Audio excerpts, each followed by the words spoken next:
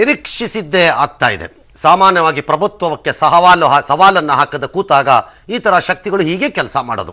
ಬೆಂಗಳೂರಿನ ಪರಪ್ಪ ನಗರದ ಜೈಲಿನಲ್ಲಿ ತಮಿಳುನಾಡಿನ ಶಶಿಕಲಾಗೆ ಐಷಾರಾಮಿ ಜೀವನ ಕಲ್ಪಿಸಿಕೊಟ್ಟಿದ್ದಕ್ಕೆ ಡಿಜಿ ಸತ್ಯನಾರಾಯಣ ರಾವ್ ಡಿಜಿಪಿ 2 ಕೋಟಿ ಪಡೆದಿದ್ದಾರೆ ಎಂದು ಡಿಐಜಿ ರೂಪಾ ಆರೋಪ ಮಾಡಿದ್ರು, ಊಹಾಪೋಹ ಎನ್ನುವ ಮೂಲಕ. ಇದರ ಬೆನ್ನಲ್ಲೇ ಚಾಪಾಕಾಗದ ಹಗರಣದ ರೂಬಾರಿ, ರಾಜ್ಯ ಸರ್ಕಾರಕ್ಕೆ ಇನ್ನು 254 ಕೋಟಿ ಬಾಕಿ ಕೊಡಬೇಕಾಗಿರುವ ತೆಲುಗಿಯ ಹೈಫೈ ಲೈಫ್ ಬಗ್ಗೆ ನಿಮ್ಮ ಪಬ್ಲಿಕ್ ಟಿವಿ ರಿಪೋರ್ಟ್ ಮಾಡ್ತು. ರಾಷ್ಟ್ರಮಟ್ಟದಲ್ಲಿ ಬಿರುಗಾಳಿನೂ ಎಬ್ದು. ಶಶಿಕಲಾ ಕೇಸ್ನಲ್ಲಿ ರೂಪಾ ಅವರು ಕಾನೂನು ಉಲ್ಲಂಘಿಸಿದ್ದಾರೆ ಅಂತ ಸರ್ಕಾರ ಮಾತ್ರ ಈಗ ಅವರಿಗೆ ಎತ್ತಂಗಡಿ ಶಿಕ್ಷೆ ಕೊಟ್ಟಿದೆ. ಆದರೆ ಪರಪ್ಪ ನಗರದಲ್ಲಿ ಸಜಾ ಕೈದಿಯಾಗಿರುವ ಶಶಿಕಲಾಗೆ 5 ಸ್ಟಾರ್ ಹೋಟೆಲ್ನಂತಹ ಫೆಸಿಲಿಟಿ ಕೊಟ್ಟಿರೋದು ಈಗ ಜಗಜ್ಜಾಹೀರಾಗಿದೆ. 2 ಕೋಟಿ ಜೊತೆಗೆ ವಾರಕ್ಕೆ 2.5 ಲಕ್ಷ ಕೊಡ್ತಿದ್ರು ಅನ್ನೋ ಹೊಸ ಸುದ್ದಿ ಈಗ ಎದ್ದಿದೆ.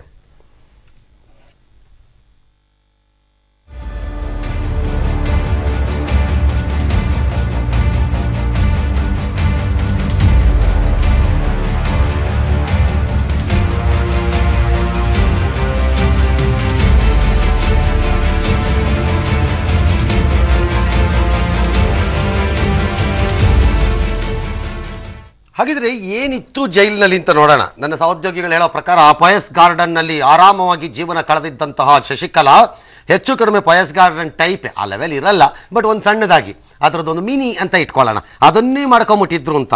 ಐಷಾರಾಮದ ಪಯಸ್ ಗಾರ್ಡನ್ ಥರ ಇಲ್ಲೂ ಒಂದು ಸೌಲಭ್ಯದಲ್ಲಿ ಒಂದು ಅಡುಗೆ ಮನೆ ಮಾಡ್ಕೊಂಡಿದ್ರಂತೆ. ಪೂಜೆಗೆ ವಿಶೇಷ ರೂಮ್, ಅದರಲ್ಲಿ ಒಂದು ತುಳಸಿ ಗಿಡಕ್ಕೆ ಯಾರು ಬೇಡ ಅಂದರು. ಗಣ್ಯರು ಅತಿಥಿಗಳ ಜೊತೆ ಮಾತನಾಡೋದಕ್ಕೆ ಒಂದು ಸ್ಪೆಷಲ್ ರೂಮ್, ಮಲಗಲು ವಿಶೇಷ ಕೊಠಡಿ, ಬಟ್ಟೆಗಾಗಿ ಸಪರೇಟ್ ಆಗಿ ಒಂದು ವಾರ್ಡ್ರೋಬ್, 51 ಇಂಚಿನ ದೊಡ್ಡ ಟಿವಿ ಸೌಲಭ್ಯ, ಶಶಿಕಲಾ ಚಲನವನ್ನು ಬೇರೆಯವರಿಗೆ ಗೊತ್ತಾಗದಂತೆ ಕೊಠಡಿ ಸುತ್ತ ಪರದೆ. ಟಿಟಿವಿ ದಿನಕರನ್ ನೇರವಾಗಿ ರೂಮ್ಗೆ ಬಂದು ಚರ್ಚೆ ಮಾಡ್ತಿದ್ದಂತೆ ಚಿನ್ನಮ್ಮನ ಸೇವೆಗಾಗಿ ತಮಿಳು ಬಲ್ಲ ಮೇರಿ ಮತ್ತು ರೇಖಾ, ಅದರ ಜೊತೆಗೆ ಒಂದಿಬ್ಬರು ಕೈದಿಗಳನ್ನು ಕೂಡ ನಿಯೋಜನೆ ಮಾಡಿದ್ದರು ಅಂತ ವರದಿ ಈಗ.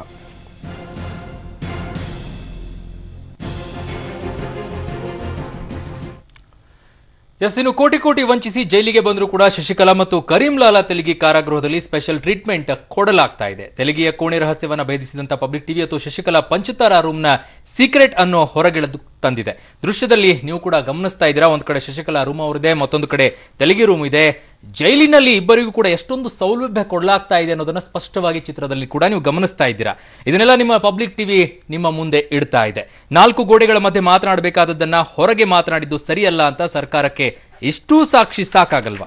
ರೂಪಾ ಮೇಡಮ್ ಹೇಳಿದ್ರಲ್ಲಿ ತಪ್ಪಿದೆಯಾ? ಅಂದಹಾಗೆ ಎಲ್ಲೂ ಕೂಡ ಸಿಎಂ ಸಿದ್ದರಾಮಯ್ಯ ಗೊತ್ತಿದೆ ಅಂತ ಕೇಂದ್ರ ಸಚಿವ ಸದಾನಂದ ಗೌಡರು ದೂರಿದ್ದಾರೆ.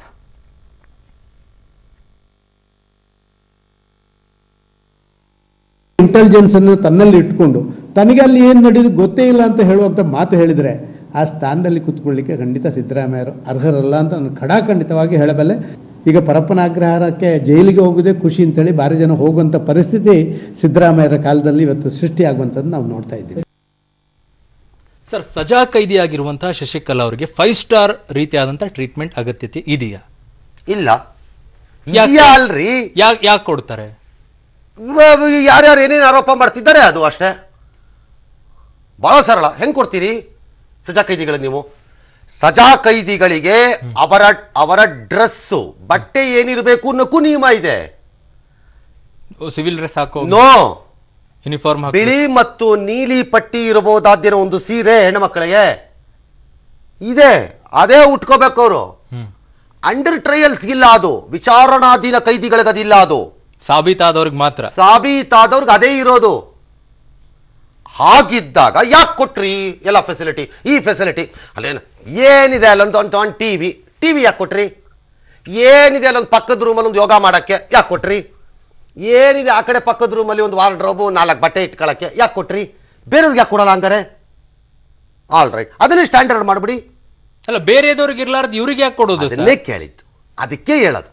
ಇಲ್ಲಿ ಪ್ರಾಬ್ಲಮ್ ಏನಾಗಿದೆ ಅರುಣ್, ಈಗ ನೀವು ನೋಡ್ತಾ ಇರೋ ದೃಶ್ಯಾವಳಿಗಳು, ಉದ್ದದ ಒಂದು ಕಾರಿಡಾರ್, ಒಂದು 50 ಮೀಟರ್ 70 ಮೀಟರ್ 80 ಮೀಟರ್ ಇದೆ. ಅದು ಅರ್ಥ ಆಯ್ತಾ ಸರ್? ಆ 50-70 ಮೀಟರ್ ಉದ್ದದಲ್ಲಿ 5 ಬ್ಯಾರಕ್ಗಳಿವೆ. ಅಲ್ಲಿ ಒಂದೊಂದು ಸಪರೇಟ್ 5 ಬ್ಯಾರಕ್ಗಳಿವೆ. ಅಂದ್ರೆ ಹಿಂಗ್ ಉದ್ದದ ಒಂದು ಕಾರಿಡಾರು, ಅದರಲ್ಲಿ 1 2 3 4 5 ಬ್ಯಾರಕ್ ಇದೆ. ಈ 5 ಬ್ಯಾರಕ್ಕಲ್ಲೇ ಬಹಳ VVIPಗಳೆಲ್ಲ ಹೋಗಿ ಇರ್ತಿದ್ದಿದ್ದು.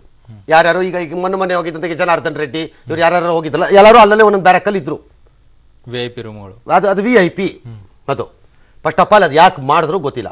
ಪೊಲಿಟಿಕಲ್ ಪ್ರಿಸನರ್ಸ್ಗೆ ಇದನ್ನ ಮಾಡಬೇಕು ಅನ್ನೋದು ನಂದು ವಾದ ಇದೆ. ಬಿಕಾಸ್ ಅವರು ಕ್ರಿಮಿನಲ್ ಆಕ್ಟಿವಿಟಿ ಮಾಡಿ ಬಂದಿರಲ್ಲ, there is a political angle to it. ಹಾಗಾಗಿ ಅದೊಂದು ಮಾಡೋದು ಸ್ಟಾರ್ಟ್ ಆಗಿದ್ದು. ಅದನ್ನ ಈಗ ಕ್ರಿಮಿನಲ್ಗೂ ಎಲ್ಲ ಎಕ್ಸ್ಟೆಂಡ್ ಮಾಡ್ಕೊಂಡ್ಬಿಟ್ಟಿದ್ದಾರೆ ಅಷ್ಟೇ.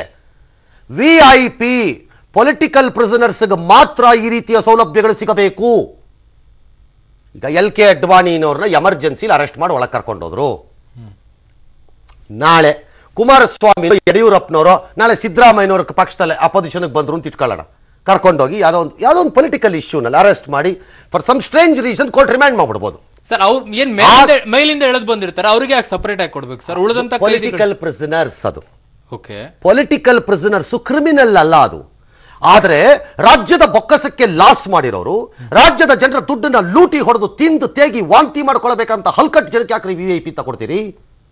ಯಾಕ್ರಿ ಕೊಡ್ತೀರಿ? ಸಿಂಗಲ್ ಬ್ಯಾರಕ್ ತೆಗೆದು ಹಾಕ್ಬೇಕು, ನಾರ್ಮಲ್ ಬ್ಯಾರಕ್ ಒಳಕ್ಕೆ ಅವ್ರನ್ನ ಅದನ್ನೇ ಕೇಳ್ತಾರೆ. ಅದನ್ನ ಮಾಡಲ್ಲ. ಈ 5 ಬ್ಯಾರಕ್ ಅಲ್ಲಿ ಏನ್ ಮಾಡಿದ್ದಾರೆ ಈಗ ಇವರು? ಒಂದು ಬ್ಯಾರಕ್ನ ಆಕೆಗೂ, ಇನ್ನೊಂದು ಪಕ್ಕದ ಬ್ಯಾರಕ್ನ ಯೋಗ ಮಾಡಕ್ಕೋ ಎಕ್ಸಸೈಸ್ ಮಾಡಕ್ಕೋ ಏನಕ್ಕೋ, ಇನ್ನೊಂದು ಬ್ಯಾರಕ್ಕಲ್ಲಿ ಆಕೆ ಬಟ್ಟೆ ಇಟ್ಕೊಳಕ್ಕೋ ಮತ್ತೊಂದು ಇಟ್ಕೊಳಕ್ಕೋ, ಇನ್ನೊಂದು ಬ್ಯಾರಕ್ಕಲ್ಲಿ ಆಕೆ ಯಾರು ಬಂದಾಗ ಭೇಟಿ ಮಾಡಕ್ಕೋ ಏನೋ, ಇನ್ನೊಂದು ಬ್ಯಾರಕ್ಕಲ್ಲಿ ಆಕೆ ಜೊತೆ ಶಿಕ್ಷೆಗೆ ಒಳಗಾಗಿರೋ ಇಳವರಸಿಗೋ ಯಾರಿಗೋ ಕೊಟ್ಟು 5 ಬ್ಯಾರಕ್ನ ಬ್ಲಾಕ್ ಮಾಡ್ಕೊಂಡಿದ್ದಾರೆ. ಈ 5 ಬ್ಯಾರಕ್ ಹೋಗೋ ಎಂಟ್ರಿ ಮತ್ತೆ ಎಕ್ಸಿಟ್ ಬ್ಲಾಕ್ ಮಾಡಿದ್ದಾರೆ. ಅಂದ್ರೆ ಅರ್ಥ ಅಲ್ಲಿಗೆ ಬೇರೆ ಯಾರು ಬರ್ಕೊಡುದು ಅಂತ. ಯಾವನ್ರಿ ಹೇಳ್ದವ್ ನಿಮ್ಗೆ ಇದನ್ನು ಕೊಡು ಅಂತ? ಯಾವ ಹೆಣ್ಣು ಮಗಳು ಇವಳು ಈಕೆ ಜಯಲಲಿತಾ ಜೊತೆ ಕೂತ್ಕೊಂಡು ಕರ್ನಾಟಕಕ್ಕೆ ಕೊಡಬಾರದ ಕಾಟ ಕೊಟ್ಲು, ಅವಳಿಗೆ ತಗೊಂಡೋಗಿ ಇದೇ ಕರ್ನಾಟಕದ ಜಾಗದಲ್ಲಿ ಇದು ಬೇರೆ ಲಾಭ ಬೇರೆ ಮಾಡ್ಕೊಡ್ತೀರಾ ನೀವು? ಸರ್ಕಾರಕ್ಕೆ she should have been punished. ಸರ್ಕಾರಕ್ಕೆ ಇಷ್ಟು ಸಾಕ್ಷಿ ಫಾರ್ 2 ರೀಸನ್ಸ್.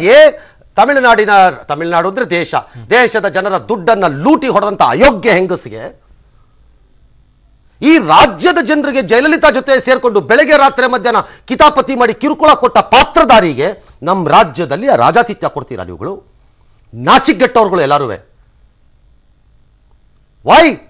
ದುಡ್ಡು ಬರುತ್ತೆ. ಯಾವುದೋ ಒಬ್ಬ ಪಾಪ ಗುಂಡಾಕಿರ್ತಾನೆ, ಗುಂಡಾಕಿ ತಪ್ಪು, ಗುಂಡಾಕಿ ಗಾಡಿ ಓಡಿಸಿ ಡಬಲ್ ತಪ್ಪು. ಫಾರ್ ಸಮ್ ಸ್ಟ್ರೇಂಜ್ ರೀಸನ್ ಒಂದು ಪೊಲೀಸ್ನವ್ರ ಜೊತೆ ವಾದ ಮಾಡ್ಬಿಡ್ತಾನೆ ರಸ್ತೆನಲ್ಲಿ.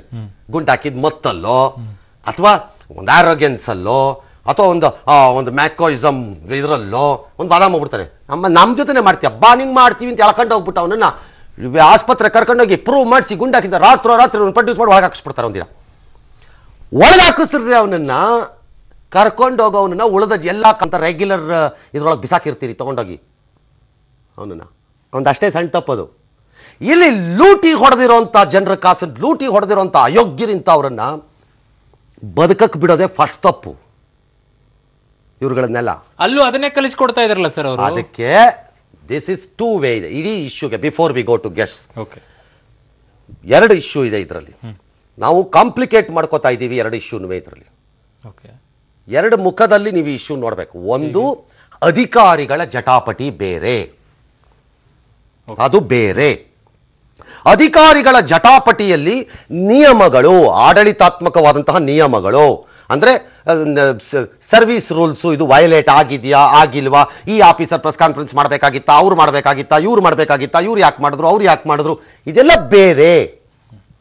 ಇನ್ನೊಂದು ಕಡೆ ಈ ರೀತಿಯ ಫೆಸಿಲಿಟೀಸ್ನ ಇಂತಹ ಜನರಿಗೆ, ಅದು ಶಶಿಕಲಾ ಆದರೂ ಅಷ್ಟೇ, ಇಳವರಸಿ ಆದರೂ ಅಷ್ಟೇ, ತೆಲಗಿ ಆದರೂ ಅಷ್ಟೇ, ಇನ್ನೊಬ್ಬ ಆದರೂ ಅಷ್ಟೇ, ಹ್ಯಾಕ್ ಕೊಟ್ರಿ, ಅದು ಲಾರ್ಜರ್ ಇಶ್ಯೂ. ನನಗೆ ಇವತ್ತು ನೀವು ಮಾಡೋದು ಏನು ಅಂತಂದ್ರೆ, ಒಂದು ಕಡೆ ರೂಪಾ ಅಥವಾ ಸತ್ಯನಾರಾಯಣ ರಾವ್ ಹೋರಾಟದ ಕಥೆಯನ್ನ ಹೇಳ್ತಾ ಅವರಿಬ್ಬರ ಕಡೆಗೆ ಇಡೀ ವಿಷಯವನ್ನ ತಿರುಗಿಸಿ ಬ್ರಹ್ಮಾಂಡವಾಗಿ ನಡೀತಾ ಇರಬಹುದಾದಂಥ ಇಂಥ ಹಲ್ಕಟ್ಟು ಕೆಲಸಗಳನ್ನ ಮುಚ್ಚಿ ಮುಂದಕ್ಕೆ ತಗೊಂಡೋಗ್ತೀರಿ. ಏನೂ ಆಗಲ್ಲ ಸರ್ಕಾರಗಳಿಗೆ, ನಾವು ಅನ್ಕೊಂಡಂಗೆಲ್ಲ ನೀವು ಇದರಿಂದ ಏನೂ ಆಗಲ್ಲ. ಬರ್ಕೊಡ್ತೀನಿ ಬೇಕಾದ್ರೆ, ಭಾರತದ ಪ್ರಜಾಪ್ರಭುತ್ವ ಅಷ್ಟು ಬ್ಯೂಟಿಫುಲ್ಲು ಸರ್, ಅಷ್ಟು ಕ್ಲೀನ್ ಆಗಿದೆ ಅನ್ನೋದಾಗಿದ್ರೆ ಮಾಧ್ಯಮದವ್ರೇನು ದೊಡ್ಡವರಲ್ಲ. ಆದ್ರೆ ಒಂದ್ ಬಾರಿ ನೋಡ್ಬಿಡಿ ಏನಿದೆ, ನಾವಂತದೇನು ಮಾಡಿಲ್ಲ ಅಂತ ಹೇಳಕ್ಕಾಗಲ್ವಾ ಸರ್? ತೋರ್ಸಕ್ಕಾಗಲ್ವಾ? ಎಲ್ಲ ತಗೊಂಡೋಗಿ ಮಾಧ್ಯಮಕ್ಕಲ್ಲ ನೀವು ಮಾಡೋ ಕೆಲಸ ಜನಕ್ಕೆ ತೋರ್ಸಕ್ಕಾಗತ್ತೆ. ನಮಗೆ ಯಾಕೆ ತೋರಿಸ್ತಿಲ್ಲ? ಜನಕ್ಕೆ ತೋರ್ಸಕ್ಕಾಗತ್ತೆ, ಆ ರೀತಿ ಆಗಿಲ್ಲ. ಯಾಕೆ ಮಾಡಬೇಕು? ನಾವು ತೋರಿಸ್ತಿಲ್ವಾ ಅಲ್ಲಿ ಏನ್ ಮಾಡಿದಿರಿ ನೀವು ಅಂತ? ಇಷ್ಟು ಸಾಕ್ಷಿ ಸಾಕಾಗಲ್ವಾ? ಹಂಗಾಗಲ್ಲ. That is not possible. ನೀವು ಟಿವಿನಲ್ಲೋ, ನಾನು ನಾಳೆ ಪೇಪರ್ನಲ್ಲೋ ಇನ್ನೊಂದರಲ್ಲೋ ನಾನು ತೋರಿಸಿದ್ದೆ ಸಾಕ್ಷಿ ಅಂತ ನೀವು ಪರಿಗಣಿಸಬಾರ್ದು. That is unfair. ಆಗ ನೀವು ಜಡ್ಜ್ ಆಗ್ತಿದ್ದೀರಿ, ಹಂಗ ನೀವು ನ್ಯಾಯಾಲಯನಾ? ಅಲ್ಲ. There has to be an enquiry to it, there is no doubt about it. ಅದಕ್ಕೆ ಬಂದಿರುವಂತಹ ಸಾಕ್ಷ್ಯಗಳು ಅಥವಾ ಪೂರಕವಾದ ಇನ್ನಿತರ ಸಾಕ್ಷ್ಯಗಳು, ಮಾಹಿತಿಗಳು ಸಂಗ್ರಹ ಆಗಲೇಬೇಕು, ಅದು ಪ್ರಶ್ನೆ ಬೇರೆ. ಬಟ್ ಮೈ ಪಾಯಿಂಟ್ ಈಸ್, ಹೆಂಗ್ ಅಲೋ ಮಾಡಿದ್ರಿ ಹೇಳಿ? ಹೇಗೆ ಅಲೋ ಮಾಡಿದ್ರಿ ಇದನ್ನು? ಈ ರಾಟ್ ಏನಿದೆ, ಈ ಕಸ ಏನಿದೆ, ಇದು ನಡೀತಾನೆ ಬರ್ತಿರೋಂಥದ್ದು, ಇದೇನು ಹೊಸದಲ್ಲ. ಇವತ್ತು ನಿಮ್ಗೆ ಹೆಚ್ಚು ಗಲಾಟೆ ಆಗ್ತಾ ಇದೆ ಅಷ್ಟೇ. 1 ತಿಂಗಳು ಬಿಟ್ಕೊಂಡು 2 ತಿಂಗಳು ಬಿಟ್ಕೊಂಡು ಹೋಗಿ ಜೈಲುಗಳೊಳಕ್ಕೆ ಸೇಮ್ ಇರುತ್ತೆ. I will bet with you. ಸರ್ಕಾರಕ್ಕೆ ಏನು ಆಗಲ್ಲ ಇದರಲ್ಲಿ. ನಾವು ಭ್ರಮೆ ಇದು ನಿಮ್ಗೆ ಏನಾದ್ರು ಸರ್ಕಾರಕ್ಕೆ ಆಗ್ತಾ ಇದೆ ಅಂದ್ರೆ ಯಾಕೆ ರೂಪಾ ಅಥವಾ ಸತ್ಯನಾರಾಯಣ ರಾವ್ ಈ ಗಲಾಟೆ ಜನರಿಗೆ ಆಕ್ರೋಶವನ್ನು ಎಬ್ಸಿಸಿ ರಸ್ತೆಗೆ ತಂದಿರೋ ಘಟನೆ ಅಲ್ಲ, ಅದು ಜನರಿಗೆ ಬೇಸರ ಆಗಿರೋ ಘಟನೆ ಇದು ಟಿವಿಗಳಿಂದಾಗಿ. ಒಪ್ಕೋತೀನಿ ನಾನು. ಹಿಂದೆ ಅಧಿಕಾರಿಗಳನ್ನ ವರ್ಗಾವಣೆ ಮಾಡಿದಾಗ ರಸ್ತೆಗಿಳಿದಂತಹ ಜನ ಪೊಲೀಸ್ ವಾಹನಗಳಿಗೆ ಅಥವಾ ಆ ದಿನ ಆ ಕಾಲದಲ್ಲಿ ಖ್ಯಾತಿಯಲ್ಲಿದ್ದಂತಹ ಅದ್ಭುತ ಮಂತ್ರಿ ಎಂದು ಕರೆಸ್ಕೊಂಡಿರುವಂತಹ ಅವ್ರ ಸಂಬಂಧ ಇತ್ತೋ ಇಲ್ಲೋ, ಅವ್ರ ತಮ್ಮನ ಮೇಲೆ ಆರೋಪ ಬಂತದು. ಆ ತಮ್ಮನ ಮೇಲಿನ ಆರೋಪಕ್ಕೆ ಗುಂಡ್ಲಪೇಟೆನಲ್ಲಿ ಅವ್ರ ಮನೆಗೆ ಹೋಗಿ ಬೆಂಕಿ ಹಾಕ್ಬಿಟ್ರು ಜನ. ನಂಜನಗೂಡಲ್ಲಿ 8 ದಿನ 9 ದಿನ 10 ದಿನ ಬಂದ್ ನಡೆವಾಯಿತು. ಓಡಾಡಕ್ ಬಿಡ್ಲಿಲ್ಲ ಯಾರನ್ನೂ ಜನ. ರಾಯಚೂರಿನಲ್ಲಿ ಕಳ್ಳೆಕಾಯಿ ವ್ಯಾಪಾರದ ಮಾಡ್ತಿದ್ದವನು ಗಾಡಿಯಿಂದ ಹಿಡಿದು ಇದು ಏನು ಮಸಾಲೆ ಪುರಿ ಪಾನಿಪುರಿ ಮಾಡ್ತಾನಲ್ಲ ಗಾಡಿ, ಬೇಲ್ಪುರಿ ಪಾನಿಪುರಿ ಮಾಡ್ತಾನಲ್ಲ ಗಾಡಿ, ಆ ಗಾಡಿಗಳವರು 100ರ ಸಂಖ್ಯೆಯಲ್ಲಿ ಮೆರವಣಿಗೆಗಳನ್ನು ಮಾಡಿದ್ರು ರಾಯಚೂರಲ್ಲಿ. ಆಫೀಸರ್ಸ್ನ ಒಬ್ಬ ಆಫೀಸರ್ ಟ್ರಾನ್ಸ್ಫರ್ ಮಾಡಿದಾಗ CT ರವಿ ಇದೇನಾಯ್ತು ಅಂತಾನೂ ನೋಡಿದ್ವಿ. ಇದು ಜನರ ನಿಜ ಅಂಥದನ್ನೇ ನುಂಗಿ ನೀರು ಕುಡ್ದು ಅರಗಿಸ್ಕೊಳ್ಳೋ ರಾಜಕೀಯ ಪಕ್ಷಗಳು ಇದ್ಯಾವುದು. ಆದರೆ question you have to answer the chief minister is the transfer is not going to be a punishment for this issue ಹೇಳಿ ನನಗೀಗ. ಅದನ್ನು ಯಾರೂ ಮಾತಾಡ್ತಿಲ್ಲ. ಅದಕ್ಕೆ ಅವರು ಮುಜುಗರ ಆಗತ್ತೆ ಅಂತ ಇವರು ಅಂತಿದ್ದಾರೆ. ನೋಡೋಣ ಏನೇನಾಗತ್ತೆ ಅಂತ. ರಾಜ್ಯ ಸರ್ಕಾರದ ಯಾರಿಗೆ ಏನು ಬೆಲೆ ಇಲ್ಲ, ಎತ್ತಂಗಡಿ ಆಗಿದೆ, ಎತ್ತಂಗಡಿ ಎಲ್ಲಾಗಿದೆ ಅಂತ ಹೇಳ್ಬಿಟ್ಟು ಹೋಗೋಣ. ಇವಾಗ ಈ ಪ್ರಶ್ನೆ ಬಂದಿದೆ. ಅವ್ರಿಗೆ 2 ಕೋಟಿ ಕೊಟ್ಟಿದ್ದು ಅಂತ ಗಲಾಟೆ ಮಾಡಿದ್ದು, ಭಾವುಕರಾಗಿದ್ದು, ಕಣ್ಣೀರು ಹಾಕಿದ್ರು, ಕಚೇರಿ ಬಿಟ್ಟು ಹೋಗುವಾಗ. ಇವತ್ತು ಈ ರೂಪಾ ಅನ್ನೋರು ಈ ಆಫೀಸರು ಯಾರ ನೆಲೆಯಲ್ಲಿ ಮಾಡಿದ್ದಾರೆ ಅಂತ ನೋಡಿ. DIG ಅವರ ರೂಪಾ ಅವರನ್ನ ಸಂಚಾರ ಹಾಗೂ ರಸ್ತೆ ಸುರಕ್ಷತೆ ಆಯುಕ್ತರನ್ನಾಗಿ ವರ್ಗ ಮಾಡಿ DGP ಸತ್ಯನಾರಾಯಣ ರಾವ್ರನ್ನ ಅವರೇ ನಿವೃತ್ತಿ ಹಂಚಲಿದ್ದಾರೆ. ಇನ್ನೊಂದು 8 ದಿನ 10 ದಿನ ಇರಬೇಕಷ್ಟೇ ಅವ್ರು ರಿಟೈರ್ ಆಗೋಕ್ಕೆ. ಅವ್ರಿಗೆ ರಜೆ ಮೇಲೆ ಹೋಗಿ ಅಂತಿದ್ದಾರೆ, which is as good as he is not getting A post ಅಂತ. ಅವ್ರು ಹಾಗೆ ರಜೆ ಮೇಲೆ ರಿಟೈರ್ ಆಗ್ಬಿಡ್ತಾರೆ ಅಂತ ಕಾಣುತ್ತೆ. ಪರಪ್ಪನಗರ ಜಿಲ್ಲೆಯ ಅಧೀಕ್ಷಕ ಕೃಷ್ಣಕುಮಾರ್ ಟ್ರಾನ್ಸ್ಫರ್ ಆಗಿದ್ದಾರೆ, ಆ ಹುದ್ದೆ ಕೊಟ್ಟಿಲ್ಲ. ಅಲ್ಲಿಗೆ ಅನಿತಾ ಅವರಿಗೆ ಪ್ರಭಾರ ಹುದ್ದೆ ಏನೇನೋ ಕೊಟ್ಟಿದ್ದಾರೆ ಅಡಿಷನಲ್. ರೂಪಾ ಒಂದು ತೆರವಾದ ಕಾರಾಗೃಹ ಇಲಾಖೆಗೆ ACB ಮುಖ್ಯಸ್ಥ NS ಮೇಘರಿಕ್ ಅವ್ರನ್ನ ADGP, ಅದು ರೂಪಾಯಿಂದ ಖಾಲಿಯಾಗಿರೋದಲ್ಲ, ಸತ್ಯನಾರಾಯಣ ರಾವಿಂದ ಖಾಲಿಯಾಗಿರೋ ಹುದ್ದೆಗೆ ತಂದಿರುವಂಥದ್ದು. ಮಂಗಳೂರು ಗಲಭೆ ನಿಯಂತ್ರಿಸಲು ವಿಫಲರಾದಂತಹ ವಿಚಾರದ ಮೇಲೆ DGP MN ರೆಡ್ಡಿ ಅವ್ರನ್ನ ACB ಮುಖ್ಯಸ್ಥರನ್ನಾಗಿ ವರ್ಗ ಮಾಡಿದ್ದಾರೆ. ಅಲ್ಲಿಗೆ ಯಾರನ್ನೂ ಹಾಕಿಲ್ಲ. ನೋಡೋಣ. ಇನ್ನು ಸಂಚಾರ ರಸ್ತೆ ಸುರಕ್ಷತೆ ಅರಣ್ಯ ಇಲಾಖೆಯಲ್ಲಿ ಇದ್ದಂಥ ಅವ್ರನ್ನ ಅರಣ್ಯ ಇಲಾಖೆಗೆ ಡಾಕ್ಟರ್ ASN ಮೂರ್ತಿ ಅವರನ್ನು ಶಿಫ್ಟ್ ಮಾಡಿದ್ದಾರೆ. ರೂಪಾ ಅವರ ಎತ್ತಂಗಡಿ ಸುದ್ದಿ ಕೇಳಿ ಶಶಿಕಲಾ ಬೆಂಬಲಿಗರು ಹಾಗೂ CM ಪಳನಿಸ್ವಾಮಿ ತಂಡ ತಮಿಳುನಾಡಿನಲ್ಲಿ ಸಂಭ್ರಮ ಪಟ್ಟಿದೆಯಂತೆ. That is question number 1. ಯಾವುದು? ಆಫೀಸರ್ಗಳ ಗಲಾಟೆಯನ್ನು ದೊಡ್ಡ ವಿಚಾರಕ್ಕೆ ತಗಲಾಕಿಸಬೇಡಿ ಅಂತ. ಇದು typical method of governments and political parties. Typical method ಇದು. Divert to a minor issue and make the major issue a small one. ದೊಡ್ಡ ವಿಷಯವನ್ನು ಪಕ್ಕಕ್ಕಿಡಿಸಿ ಸಣ್ಣ ವಿಷಯವನ್ನು ಹಿಡ್ಕೊಂಡು ಜೋತಾಡಿಸ್ಬಿಡೋದು. ಐ ವಾಂಟ್ ಟು ಆಸ್ಕ್ ಒಂದೇ ಒಂದು ಪ್ರಶ್ನೆ ಕೇಳೋಣ, ಬ್ರೇಕ್ಗೆ ಹೋಗಿ ವಾಪಸ್ ಬರೋಣ, ಗೆಸ್ಟ್ ಜೊತೆ ಹೋಗೋಣ. ರೂಪಾ ಕೇಸಲ್ಲಿ ನೀವು ಆಕೆ ಪ್ರೆಸ್ ಕಾನ್ಫರೆನ್ಸ್ ಮಾಡಿದ್ರು ಅಂತನೋ ಅಥವಾ DGP ಪ್ರೆಸ್ ಕಾನ್ಫರೆನ್ಸ್ ಮಾಡಿದ್ರು ಅಂತನೋ ಮತ್ತೊಂದು ಮಾಡಿದ್ರು ಅಂತನೋ ಸರ್ವೀಸ್ ರೂಲ್ಸನ್ನು ಕೋಟ್ ಮಾಡಿ ನೀವು ಟ್ರಾನ್ಸ್ಫರ್ ಮಾಡ್ತಾ ಇದ್ದೀರಲ್ಲ. What did Shikha do in Mysuru? Shikha ಏನು ಮಾಡಿದ್ರು? ಒಂದು ಹೆಣ್ಣು ಮಗಳ DC ಆಗಿದ್ದವಳು ಆಕೆನ ಒಬ್ಬ ನಿಮ್ಮ ಬೆಂಬಲಿಗಾದ ಅವನು ಒಬ್ಬ ನಡೆಸ್ಕೊಂಡಿದ್ದಂಥ ರೀತಿಯಲ್ಲಿ did you not stand by him? ಅದನ್ನೇನಂತ ಕರಿತೀರಿ? ಅಥವಾ ಮಂಗಳೂರಿನಲ್ಲಿ ಒಬ್ಬಳ ಕಮಿಷನರ್ ಹೆಣ್ಣುಮಗಳು ಸ್ಟ್ರಿಕ್ಟಾಗಿ ಕ್ರಮ ತಗೊಂಡ್ಲು ಅಂದರೆ did you not take her out? ಉಡುಪಿನಲ್ಲಿ ಯಾರೋ ಒಂದು ಅಧಿಕಾರಿನ ಆಚೆ ಕಳಿಸ್ಲಿಲ್ಲ?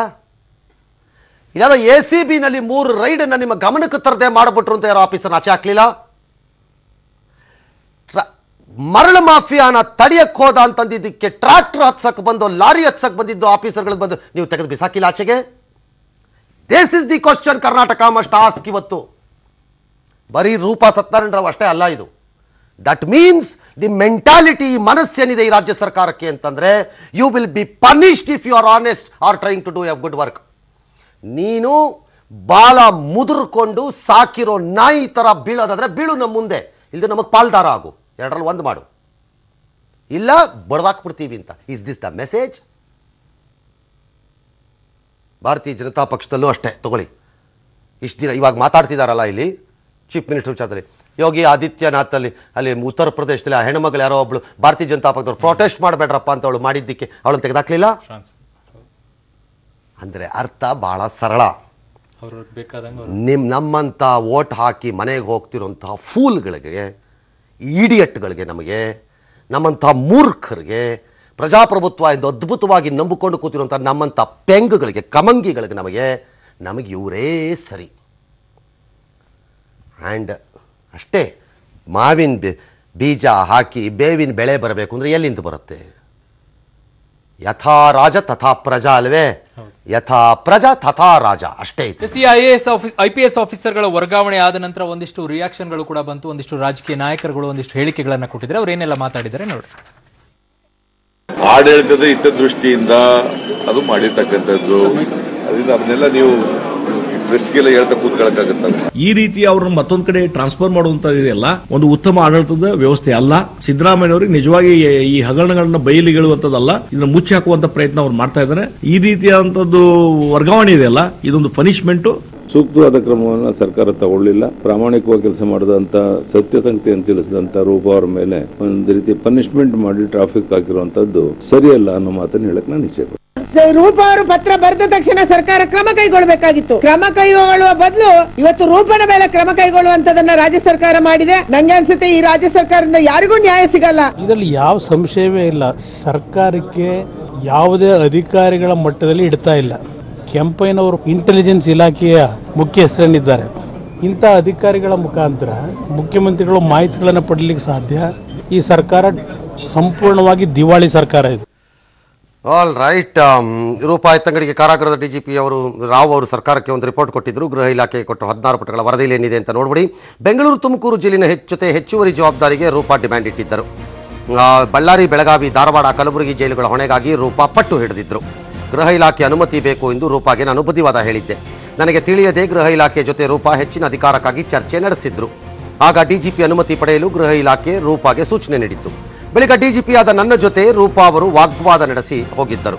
ತುಮಕೂರು ಜೈಲಲ್ಲಿ ರೂಪಾಂತರ ಕಾರ್ಯಕ್ರಮದ ವೇಳೆ ಕೆಲವು ವರದಿಗಾರರನ್ನು ಕರೆಸಲು ನಾನು ಸೂಚಿಸಿದ್ದೆ. ಆದರೆ ಸುಪ್ರೀಂ ಕೋರ್ಟ್ ಆದೇಶ ಮೀರಿ ಹೆಚ್ಚು ಪತ್ರಕರ್ತರನ್ನು ಕರೆಸಿ ಪ್ರಚಾರ ಪಡೆದಿದ್ದಕ್ಕೆ ಬುದ್ಧಿ ಹೇಳಿದ್ದೆ. ನೋಟಿಸ್ ನೀಡಿ ರೂಪಾಗೆ ಉತ್ತರಿಸಲು ಹೇಳಿದಾಗ ನನ್ನ ಮೇಲೆ ಜೋರು ಮಾಡಿದ್ರು.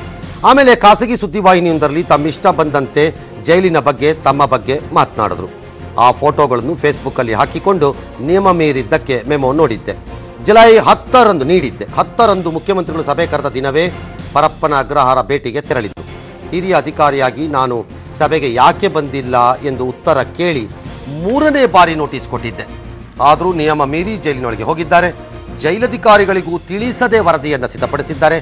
ಶಶಿಕಲಾ ಅವರಿಗೆ ಸೌಕರ್ಯ ನೀಡಿದ್ದೀವಿ, ತೆಲಿಗೆ ಅವರಿಗೆ ಸೇವಕರನ್ನ ಕೊಟ್ಟಿದ್ದೀವಿ ಅಂತ ಮಾಧ್ಯಮಗಳಲ್ಲಿ ಸುಳ್ಳು ಹೇಳಿದ್ದಾರೆ. ಜೈಲಿನಲ್ಲಿ ಶಶಿಕಲಾಗೆ ವಿಶೇಷ ಸವಲತ್ತು ನೀಡಿಲ್ಲ. ಆದರೆ ಕೋರ್ಟ್ ಆದೇಶದ ಪ್ರಕಾರ ತೆಲುಗಿಗೆ ಮಾತ್ರ ಕೆಲವು ಸವಲತ್ತುಗಳನ್ನು ಕೊಡಲಾಗಿದೆ ಅನ್ನೋ ವರದಿಯನ್ನ ಅವರು ಮಂಡಿಸಿ ಹೋಗಿದ್ದಾರೆ.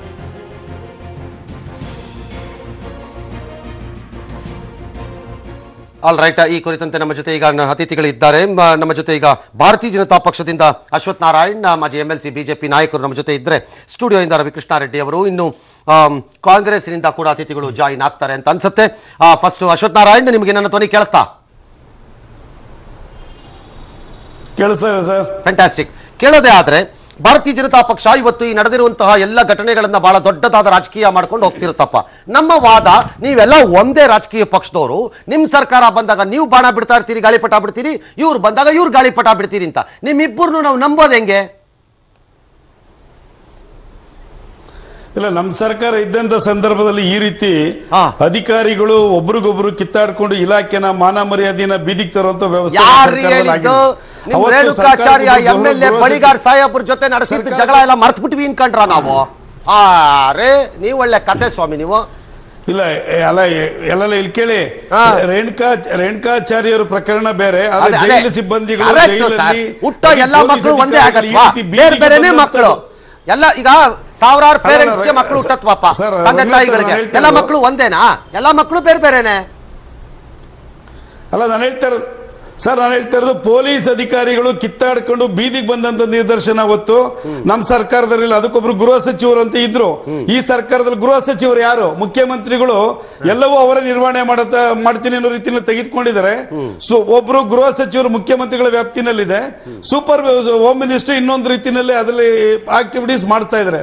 ಅಧಿಕಾರಿಗಳು ಕಿತ್ತಾಡ್ಕೊಂಡು ಬೀದಿಗೆ ಬರೋ ಮಟ್ಟಿಗೆ ಇವತ್ತು ನಡೆದಿದೆ. ರವೀಂದ್ರ ಅವ್ರ ಪ್ರಕರಣದಿಂದ ಹಿಡ್ಕೊಂಡು ರೂಪಾ ಮತ್ತೆ ಸತ್ಯನಾರಾಯಣ ಅವ್ರ ಪ್ರಕರಣದವರೆಗೂ ಸಹ ಇವತ್ತು ಒಂದಲ್ಲ ಒಂದು ಪ್ರಕರಣಗಳು ನಡೀತಾನೆ ಇದೆ. ಅಧಿಕಾರಿಗಳು ಪ್ರಾಣ ಕಳ್ಕೊಳ್ತಾ ಇದಾರೆ, ಅಧಿಕಾರಿಗಳು ಶೂಟ್ಔಟ್ ಆಗ್ತಾ ಇದಾರೆ, ಪೊಲೀಸ್ ಅಧಿಕಾರಿಗಳು ಕಿತ್ತಾಡ್ಕೊಂಡು ಬೀದಿಗೆ ಬರ್ತಾ ಇದಾರೆ. ಈ ರಾಜ್ಯದಲ್ಲಿ ಗೃಹ ಇಲಾಖೆ ಇದೆಯಾ ಅನ್ನೋಂಥದ್ದು ಬಹಳ ಪ್ರಮುಖವಾಗಿರ್ತಕ್ಕಂಥದ್ದು. ಪೊಲೀಸ್ ಜೈಲಿನಲ್ಲಿ ಏನ್ ನಡೀತಿದೆ ಅನ್ನೋಂಥದ್ದು ಇವತ್ತು ರೂಪಾ ಅವರು ಪ್ರಾಮಾಣಿಕವಾಗಿ ಪತ್ರ ಬರೆದಟ್ಟಿಗೆ ಅವ್ರನ್ನ ಟ್ರಾನ್ಸ್ಫರ್ ಮಾಡೋರು. ಇದೇ ಜೈಲಿನಲ್ಲಿ 4 ಜನ ಡಾಕ್ಟರ್ಗಳು, 3 ಜನ ಸ್ಟಾಫ್ ನರ್ಸ್ಗಳು, 2 ಲ್ಯಾಬ್ ಟೆಕ್ನಿಷಿಯನ್ಸ್, ಒಬ್ಬ ಫಾರ್ಮಸಿಸ್ಟ್, ಒಬ್ಬ ನರ್ಸು ನಮಗೆ ಇಲ್ಲಿಂದ ಟ್ರಾನ್ಸ್ಫರ್ ಕೊಡಿ, ನಮಗೆ ಇಲ್ಲಿ ತಡೆಯಕ್ಕಾಗ್ತಲ್ಲ, ಕೈದಿಗಳ ಹಾವಳಿ ತಡೆಯಕ್ಕಾಗ್ತಲ್ಲ, ಇಲ್ಲಿ ನಡೀಬಾರದಂತ ಅವ್ಯವಹಾರಗಳು ನಡೀತಿದೆ, ನಮ್ಮ ವೈಯಕ್ತಿಕ ಮಾನ ಮರ್ಯಾದೆ ಹರಾಜಾಗ್ತಾ ಇದೆ, ನಮ್ಮನ್ನ ಮಾತೃ ಇಲಾಖೆಗೆ ಟ್ರಾನ್ಸ್ಫರ್ ಮಾಡಿ ಅಂತ ಪತ್ರ ಬರೆದಿದ್ದಾರೆ. ಅವ್ರ ಕಡೆ ಗಮನ ಇಲ್ಲ. ರೂಪಾ ಅವರಲ್ಲಿ ನಡೆಯುವಂತ ಅವ್ಯವಹಾರದ ಬಗ್ಗೆ ಪತ್ರ ಬರೆದಕ್ಕೆ ಆಸ್ ಎ ಪನಿಷ್ಮೆಂಟ್ ಅನ್ನೋ ರೀತಿಯಲ್ಲಿ ಟ್ರಾನ್ಸ್ಫರ್ ಮಾಡಿದ್ದಾರೆ. ನಮ್ಮ ಸರ್ಕಾರದಲ್ಲಿ ಈ ಮಟ್ಟಕ್ಕೆ ಆಗಿರಲಿಲ್ಲ. ನಮ್ಮ ಸರ್ಕಾರದಲ್ಲಿ ಒಬ್ರು ಗೃಹ ಸಚಿವರು ಅಂತ ಇದ್ರು, ಸಂಬಂಧಪಟ್ಟವ್ರು ಏನ್ ಮಾಡ್ಬೇಕು ಅದಕ್ಕೆ ನೋಡ್ತಾ ಇದ್ರು. ಇವತ್ತು ಈ ರಾಜ್ಯದಲ್ಲಿ ಹೋಮ್ ಮಿನಿಸ್ಟರ್ ಯಾರಿದ್ದಾರೆ ಹೇಳಿ? ಹೋಮ್ ಮಿನಿಸ್ಟರ್ ಇದಾರ? ಇಬ್ರು ಹೋಮ್ ಮಿನಿಸ್ಟರ್ ಆಯ್ತು. ಒಬ್ರು ಹೋಮ್ ಮಿನಿಸ್ಟರ್ ಕಾಲದಲ್ಲಿ ಅಶ್ವತ್ಥನಾರಾಯಣ ಅವರೇ, ಆಲ್ ರೈಟ್, 2 ಪ್ರಶ್ನೆ ನಿಮಗೆ. ನಂಬರ್ 1, ಭಾರತೀಯ ಜನತಾ ಪಕ್ಷದ ಸರ್ಕಾರ 5 ವರ್ಷ ಇದ್ದಾಗ ಜೈಲಿನಲ್ಲಿ ಈ ತರದ ಯಾವ ವ್ಯವಹಾರನೂ ಇಲ್ಲದೆ ನಡೀತಿತ್ತು ಅಂತ ಘಂಟಾಘೋಷವಾಗಿ ಹೇಳ್ತೀರೋ? ನಂಬರ್ 1. ನಂಬರ್ 2, ನಿಮ್ಮ ಸರ್ಕಾರ ಇದ್ದಾಗ ಈ ರೀತಿ 1 ನಿಮಿಷ ಸಾರ್ವಜನಿಕ ಕಾಳಜಿಯನ್ನ ಪ್ರಚುರಪಡಿಸಬಹುದಾದ ಅಧಿಕಾರಿ ಕೆಲಸ ಮಾಡಿದಾಗ ಅವ್ರ ಮೇಲೆ ನಾವು ಕ್ರಮ ತೆಗೆದುಕೊಂಡಿಲ್ಲ ಅಂತ ಎದೆ ಮುಟ್ಕೊಂಡು ಹೇಳ್ತೀರೋ? ನಾಳೆ ಅಧಿಕಾರಕ್ಕೆ ಬಂದಾಗ ನಾವ್ ಈ ರೀತಿ ಸಾರ್ವಜನಿಕ 1 ಮಿನಿಟ್ ಪಬ್ಲಿಕ್ ಲೈಫ್ ಅನ್ನ ಕ್ಲೀನ್ ಮಾಡುವಂತ ಆಫೀಸರ್ಸ್ ಅಥವಾ ಇನ್ನೊಬ್ರು ಬಂದ್ರೆ we will stand for there protection ಅಂತ ಹೇಳುವಂತ ಎದೆಗಾರಿಕೆ ನಿಮಗಿದೆಯೋ? ಅಲ್ಲ, ನಾವು 5 ವರ್ಷ ಇದ್ದಾಗ ನಡೆಸ್ಕೊಂಡಿದೀವಲ್ಲ ಆ ರೀತಿ.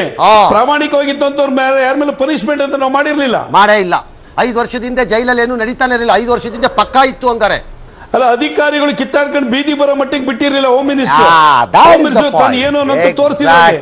ಇವತ್ತೊಬ್ಬ ಅಡ್ವೈಸರ್ ನಿಕ್ಕೊಂಡು, ಹೋಮ್ ಮಿನಿಸ್ಟರ್ ಒಬ್ಬರು ಅಡ್ವೈಸರ್ ನಿಕ್ಕೊಂಡು ಈ ಮಟ್ಟಿಗೆ ಬಂದಿದೆ ಅಂದ್ರೆ ಕರೆಕ್ಟ್ ಸರ್. ಅಂದರೆ ಅರ್ಥ ಅಲ್ಲಲ್ಲಿ ಅಡ್ಜಸ್ಟ್ಮೆಂಟ್ ಆಗಿ ನಡೀತಾ ಇರಬಹುದು, ಬೇಕಾದ್ರೆ ಬಯಲಿಗೆ ನಮ್ಮ ಕಾಲದಲ್ಲಿ ಬಂದಿಲ್ಲ ಹಂಗಾರೆ ಅಲ್ವಾ? ಅಡ್ಜಸ್ಟ್ಮೆಂಟ್ ನಡೀತಾ ಇರ್ಬೋದು. ಕೆಲವು ಡಿಸ್ಟ್ರಿಕ್ಟ್ ಅಲ್ಲಿ ಹೇಳ್ತೀವಿ ನೋಡಿ, ರಾಜಕೀಯವಾಗಿ ಅಡ್ಜಸ್ಟ್ಮೆಂಟ್ ಪಾಲಿಟಿಕ್ಸ್ ಮಾಡ್ತಾರೆ ಅಂತ. ಹಂಗೆ ಇದು ಬಯಲಿಗೆ ಬಂದಿದ್ದು ಈಗ ತಪ್ಪು. ಆಲ್ ರೈಟ್, ಬಯಲಿಗೆ ಬಂತಪ್ಪ, ಬಯಲಿಗೆ ಬಂದಿದೆಪ್ಪ. ಈಗ ನಿಮ್ ಪ್ರಕಾರ ಏನ್ ಮಾಡ್ಬೇಕಾಗಿತ್ತು ರಾಜ್ಯ ಸರ್ಕಾರ? ಅಲ್ಲ, ಇಲ್ಲಿ ಸಂಪೂರ್ಣವಾಗಿ ಇದನ್ನ ಎನ್ಕ್ವೈರಿ ಮಾಡ್ಬೇಕಾಯ್ತು. ಎನ್ಕ್ವೈರಿ ಆಗೋದಕ್ಕಿಂತ ಮುಂಚೆನೆ ಒಬ್ಬ ರೂಪಾ ಅವರು ಪತ್ರ ಬರೆದ ತಕ್ಷಣ ಯಾವ ಅಪರಾಧಿ ಅನ್ಸ್ಕೊಂಡಿರ್ತಕ್ಕಂಥ ಸತ್ಯನಾರಾಯಣ ಹೇಗೆ ಜೈಲಿಗೆ ಭೇಟಿ ಕೊಟ್ರು, ಸಾಕ್ಷ್ಯವನ್ನೆಲ್ಲ ನಾಶ ಮಾಡ್ಲಿಕ್ಕೆ ಭೇಟಿ ಕೊಟ್ರು. ಇಲ್ಲಿ ಮುಖ್ಯಮಂತ್ರಿಗಳು ಇಬ್ಬರನ್ನು ಟ್ರಾನ್ಸ್ಫರ್ ಮಾಡ್ತಾರೆ, ಕೃಷ್ಣಕುಮಾರ್ನು ಟ್ರಾನ್ಸ್ಫರ್ ಮಾಡ್ತಾರೆ. ಅಲ್ಲಿಗೆ ಇನ್ನು ಎನ್ಕ್ವೈರಿ ಅನ್ನುವಂಥದ್ದು ಏನ್ ಬರ್ತದೆ ಅಲ್ಲಿ? ಇವ್ರಿಗೆಲ್ಲಾ ಸಾಕ್ಷ್ಯನ ನಾಶ ಮಾಡಿ ಎನ್ಕ್ವೈರಿ ಮಾಡುವಂಥದ್ದು ಏನಿದೆ ಅಲ್ಲಿ? ಅಲ್ಲ, ಕಂಟಿನ್ಯೂ ಮಾಡಿ ಎನ್ಕ್ವೈರಿ ಮಾಡಬೇಕಾಗಿತ್ತಲ್ವಾ? ಅಲ್ರಿ ಸರ್, ಅವ್ರನ್ನೇ ಇಟ್ಕೊಂಡು ಅಲ್ಲಿ ಎನ್ಕ್ವೈರಿ ಮಾಡಿದಿದ್ರೆ ಆಗ್ಲೂ ಬರ್ತಿತ್ತು. ಸಾಕ್ಷ್ಯ ನಾಶ ಮಾಡೋದಕ್ಕೆ ಆರೋಪ ಮಾಡಿದವರು ಮತ್ತು ಮಾಡಿಸಿಕೊಂಡವ್ರು ಇಬ್ರು ಅಲ್ಲೇ ಇಟ್ಕೊಂಡು ಎನ್ಕ್ವೈರಿ ಮಾಡಿದ್ರೆ ಹೆಂಗಾಗುತ್ತೆ ಅಂತ ನೀವೇ ಅಂತೀರಿ? ಇಲ್ಲ, ನೆನ್ನೆ ಹೊಡೆದಾಟ ಮಾಡ್ಕೊಂಡಿರ್ತಕ್ಕಂಥ ಕೈದಿಗಳನ್ನ ಟ್ರಾನ್ಸ್ಫರ್ ಮಾಡಿದ್ದಾರೆ. ಅಲ್ಲಿಗೆ ಇದು ಎನ್ಕ್ವೈರಿ ಮಾಡೋ ರೀತಿ ನೀತಿನ ಸಾಕ್ಷಿಗಳು ಏನ್ ಸಿಗ್ತದೆ? ಎಲ್ಲಾರು ಅಲ್ಲಲ್ಲೇ ಇಟ್ಕೊಂಡು ಎನ್ಕ್ವೈರಿ ಮಾಡ್ಬೇಕಿತ್ತಾ ನಿಮ್ ಪ್ರಕಾರ? Is it the standard of BJP? ನಾಳೆ ಒಂದು ಎನ್ಕ್ವೈರಿ ಸರ್, ಇದು ಬಹಳ ಫಾಸ್ಟ್ ಟ್ರ್ಯಾಕ್ ಅಲ್ಲಿ ಎನ್ಕ್ವೈರಿ ಮಾಡೋ ರೀತಿನಲ್ಲಿ ಮಾಡಿ 3-4 ಡೇಸ್ ಅಲ್ಲ, 1 ವೀಕ್ ಅಲ್ಲ ಟೈಮ್ ಡ್ಯೂರೇಷನ್ ಎನ್ಕ್ವೈರಿ ಮಾಡಿ ಮುಗಿಸಬಹುದಾಗಿತ್ತಲ್ಲ. ಟ್ರಾನ್ಸ್ಫರ್ ಮಾಡುವಂತದ್ದು ಏನಿತ್ತು? ಇದು ಕೇವಲ 2 ಕೋಟಿ ಅವ್ಯವಹಾರ ನಡೆದಿರೋದಲ್ಲ. ಇದು ಶಶಿಕಲಾ ರಂಗನಾಥ್ ಅವರೇ, ಬಹಳ ಗಂಭೀರವಾಗಿ ಇನ್ನೊಂದು ನಾನು ಅಲಿಗೇಷನ್ ಮಾಡ್ತೀನಿ. 2 ಕೋಟಿ ಅವ್ಯವಹಾರ ಶಶಿಕಲಾ ಅವ್ರ ಹತ್ರ 2 ಕೋಟಿ ಅಲ್ಲ, ಒಂದು ಸಿಂಬಲ್ಗೆ 50 ಕೋಟಿ ಅವ್ಯವಹಾರ ನಡೆದಿದೆ ಎಲೆಕ್ಷನ್ಸ್ ಕಮಿಷನ್ ಹತ್ರ. ಇವತ್ತು ಇಲ್ಲಿ ಜೈಲಲ್ಲಿ ಕೇವಲ 2 ಕೋಟಿ ಅಂತ ನಾವು ಹೆಂಗ್ ನಂಬೋದು? ಎಷ್ಟು 100 ಕೋಟಿ ನಡೀತಿದೆ, 50 ಕೋಟಿ ನಡೀತಿದೆ. ಸಂಪೂರ್ಣವಾಗಿ ತನಿಖೆ ಆಗಬೇಕಾಗಿತ್ತು. ತನಿಖೆ ಆಗೋದಕ್ಕಿಂತ ಮುಂಚೆನೆ ಅಧಿಕಾರಿಗಳನ್ನ ಟ್ರಾನ್ಸ್ಫರ್ ಮಾಡಿದ್ರೆ ಈ ಸಾಕ್ಷಿಗಳು ಎಲ್ಲಿ ಸಿಗ್ತದೆ, ಮಾಹಿತಿ ಎಲ್ಲಿ ಸಿಗ್ತದೆ? ಅಧಿಕಾರಿಗಳಿಗೆ ಏನು ಎವಿಡೆನ್ಸ್ ಸಿಗುತ್ತೆ ಇಲ್ಲಿ? ಆಲ್ ರೈಟ್, ಓಕೆ ಸರ್, ಹೇಳಿ. ಆಯ್ತು ಅಶ್ವತ್ಥನಾರಾಯಣ, ನಂಗೆ ಲೈನಲ್ಲಿರಿ. ಅತ್ತ ಕಾಂಗ್ರೆಸ್ನಿಂದ ಮಾನ್ಯ ಮಂತ್ರಿಗಳಾಗಿರುವಂತಹ ಶ್ರೀ ರಮೇಶ್ ಕುಮಾರ್ ಮತ್ತು ಸ್ಟುಡಿಯೋನಲ್ಲಿ ನನ್ನ ಜೊತೆ ರವಿಕೃಷ್ಣ ರೆಡ್ಡಿ ಕೂಡ ಇದ್ದಾರೆ. Ravi, please hang on because you are closer to me, so you have to suffer. All right, ಅತ್ತ ರಮೇಶ್ ಕುಮಾರ್ ಅವರು ಸನ್ಮಾನ್ಯ ಮಂತ್ರಿಗಳು ನಮ್ಮ ಜೊತೆ ಇದ್ದಾರೆ. ನಮಸ್ಕಾರ ಸರ್. ಸರ್ ನಮಸ್ತೆ ಸರ್, ಹೇಳಿ ಸರ್. ಒಂದು ರಾಜ್ಯ ಸರ್ಕಾರ ಏನು ಮೆಸೇಜ್ ಕಳಿಸುತ್ತೆ ಈ ರೀತಿ ಮಾಡಿದಾಗ? ನಾನು ಇದರಿಂದ ರಾಜಕಾರಣ ಏನಾಗುತ್ತೆ ಅಂತ ಕೇಳಲ್ಲ, but what message it will send? Because ನೀವೊಬ್ಬರು ಈ ಸರ್ಕಾರದಲ್ಲಿ ಆಗಾಗ್ಗೆ ಭ್ರಷ್ಟಾಚಾರದ ವಿಚಾರ ಬರ್ಬೋದು, ಪಾರದರ್ಶಕತೆಗಳ ವಿಚಾರ ಬರ್ಬೋದು, ಮತ್ತೊಂದು ಎಲ್ಲ ಕೆಲವು ಸರಿ ಬಹಳ ಅಸಹಾಯಕರಾಗೂ ಮಾತಾಡ್ಬಿಡ್ತೀರಿ, ಪ್ರಶ್ನೆ ಬೇರೆ. But you keep speaking. What message you think you are passing today? Not a very good message, sir. Huh? Not a very good message, sir.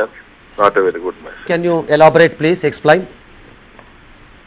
Sir, ಇದು who is right, who is wrong ಅನ್ನೋ ಪ್ರಶ್ನೆ ಬೇರೆ. Yes. ಈ ತರ officers public ಬರ್ತಕ್ಕಂಥದ್ದು ಇದು ಮಾಡ್ತಾರೆ, washing till in public. It reflects on administration. ನಮಗೇನಿದ್ರ ಮೇಲೆ ಹಿಡಿತವೇ ಇಲ್ಲ ಅನ್ನೋ ತರದ ಅಭಿಪ್ರಾಯ ಬಂದ್ಬಿಡುತ್ತೆ ಸಾರ್ವಜನಿಕರಿಗೆ. ನಾಳೆ ದಿವಸ it's very difficult to run the. ಅಂದ್ರೆ you are not defending your chief minister. ಈಗ ನಿಮ್ಮ ಮುಖ್ಯಮಂತ್ರಿ ನೀವು ಸಮರ್ಥನೆ ಮಾಡ್ಕೋತಿಲ್ವಾ? Sir, my defending my chief minister is a totally different. I shall defend him at all cost. Okay, but ಒಂದು facts are facts ಅಲ್ವಾ? Correct. ಈಗ ಫ್ಯಾಕ್ಟ್ಸ್ ಆರ್ ಫ್ಯಾಕ್ಟ್ಸ್ ಆದ್ಮೇಲೆ ಹೇಗೆ ನೀವು ಚೀಫ್ ಮಿನಿಸ್ಟರ್ನ ಸಮರ್ಥನೆ ಮಾಡ್ಕೋತೀರಿ? ಸಮರ್ಥನೆ ಮಾಡ್ಕೊಳ್ಳೋ ಪ್ರಶ್ನೆ ಇದ್ರಲ್ಲಿ ಮುಖ್ಯಮಂತ್ರಿ ಏನಿದೆ, see what has happened is definitely not A right thing. ನಾವ್ ಯಾರು ಇದನ್ನ ಸಮರ್ಥಿಸ್ಕೊಳಕ್ ಆಗಲ್ಲ. ಪರ್ಫೆಕ್ಟ್. ಅಂಡ್ ಸಿ ಇದೇನ್ ನಮ್ಗೆ ಗೌರವ ತರೋದಿಲ್ಲ, ರಾಜ್ಯದ ಜನರಿಗೆ ನೆಮ್ಮದಿ ಕೊಡೋದಿಲ್ಲ, ಮತ್ತೆ ಯಾವುದೇ ಒಂದು ಆಡಳಿತಕ್ಕೆ ಇದು ಡಸಂಟ್ ಬ್ರಿಂಗ್ ಗ್ರೇಸ್. ಕರೆಕ್ಟ್. ಇದು ಯಾರ ಮೇಲೆ ರಿಫ್ಲೆಕ್ಟ್ ಆಗ್ಬೇಕು? ನೀವು ಹಿಂಗ್ ಹೇಳ್ಬಿಟ್ರೆ ಆಗಲ್ಲ ಸರ್. ಅಪ್ಪ ಮಗನ್ಗೆ ಇದು ಮಗ ಸರಿ ಇಲ್ಲ, ನನ್ ಮಗ ಸರಿ ಇಲ್ಲ ಅನ್ಕೊಂಡು ಕೂತಿದ್ರೆ ಅಪ್ಪನ ಮೇಲೆ ರಿಫ್ಲೆಕ್ಟ್ ಆಗ್ಬೇಕು. ಅಪ್ಪ ಹಂಗ ಹೇಳ್ಕೊಂಡು ಹೋಗ್ತಾ ಇದ್ರೆ ಆಗತ್ತೆ. I don't think chief minister should be isolated. Okay, ಏನ್ ಮಾಡಿ collectively we are all responsible. He is only captain.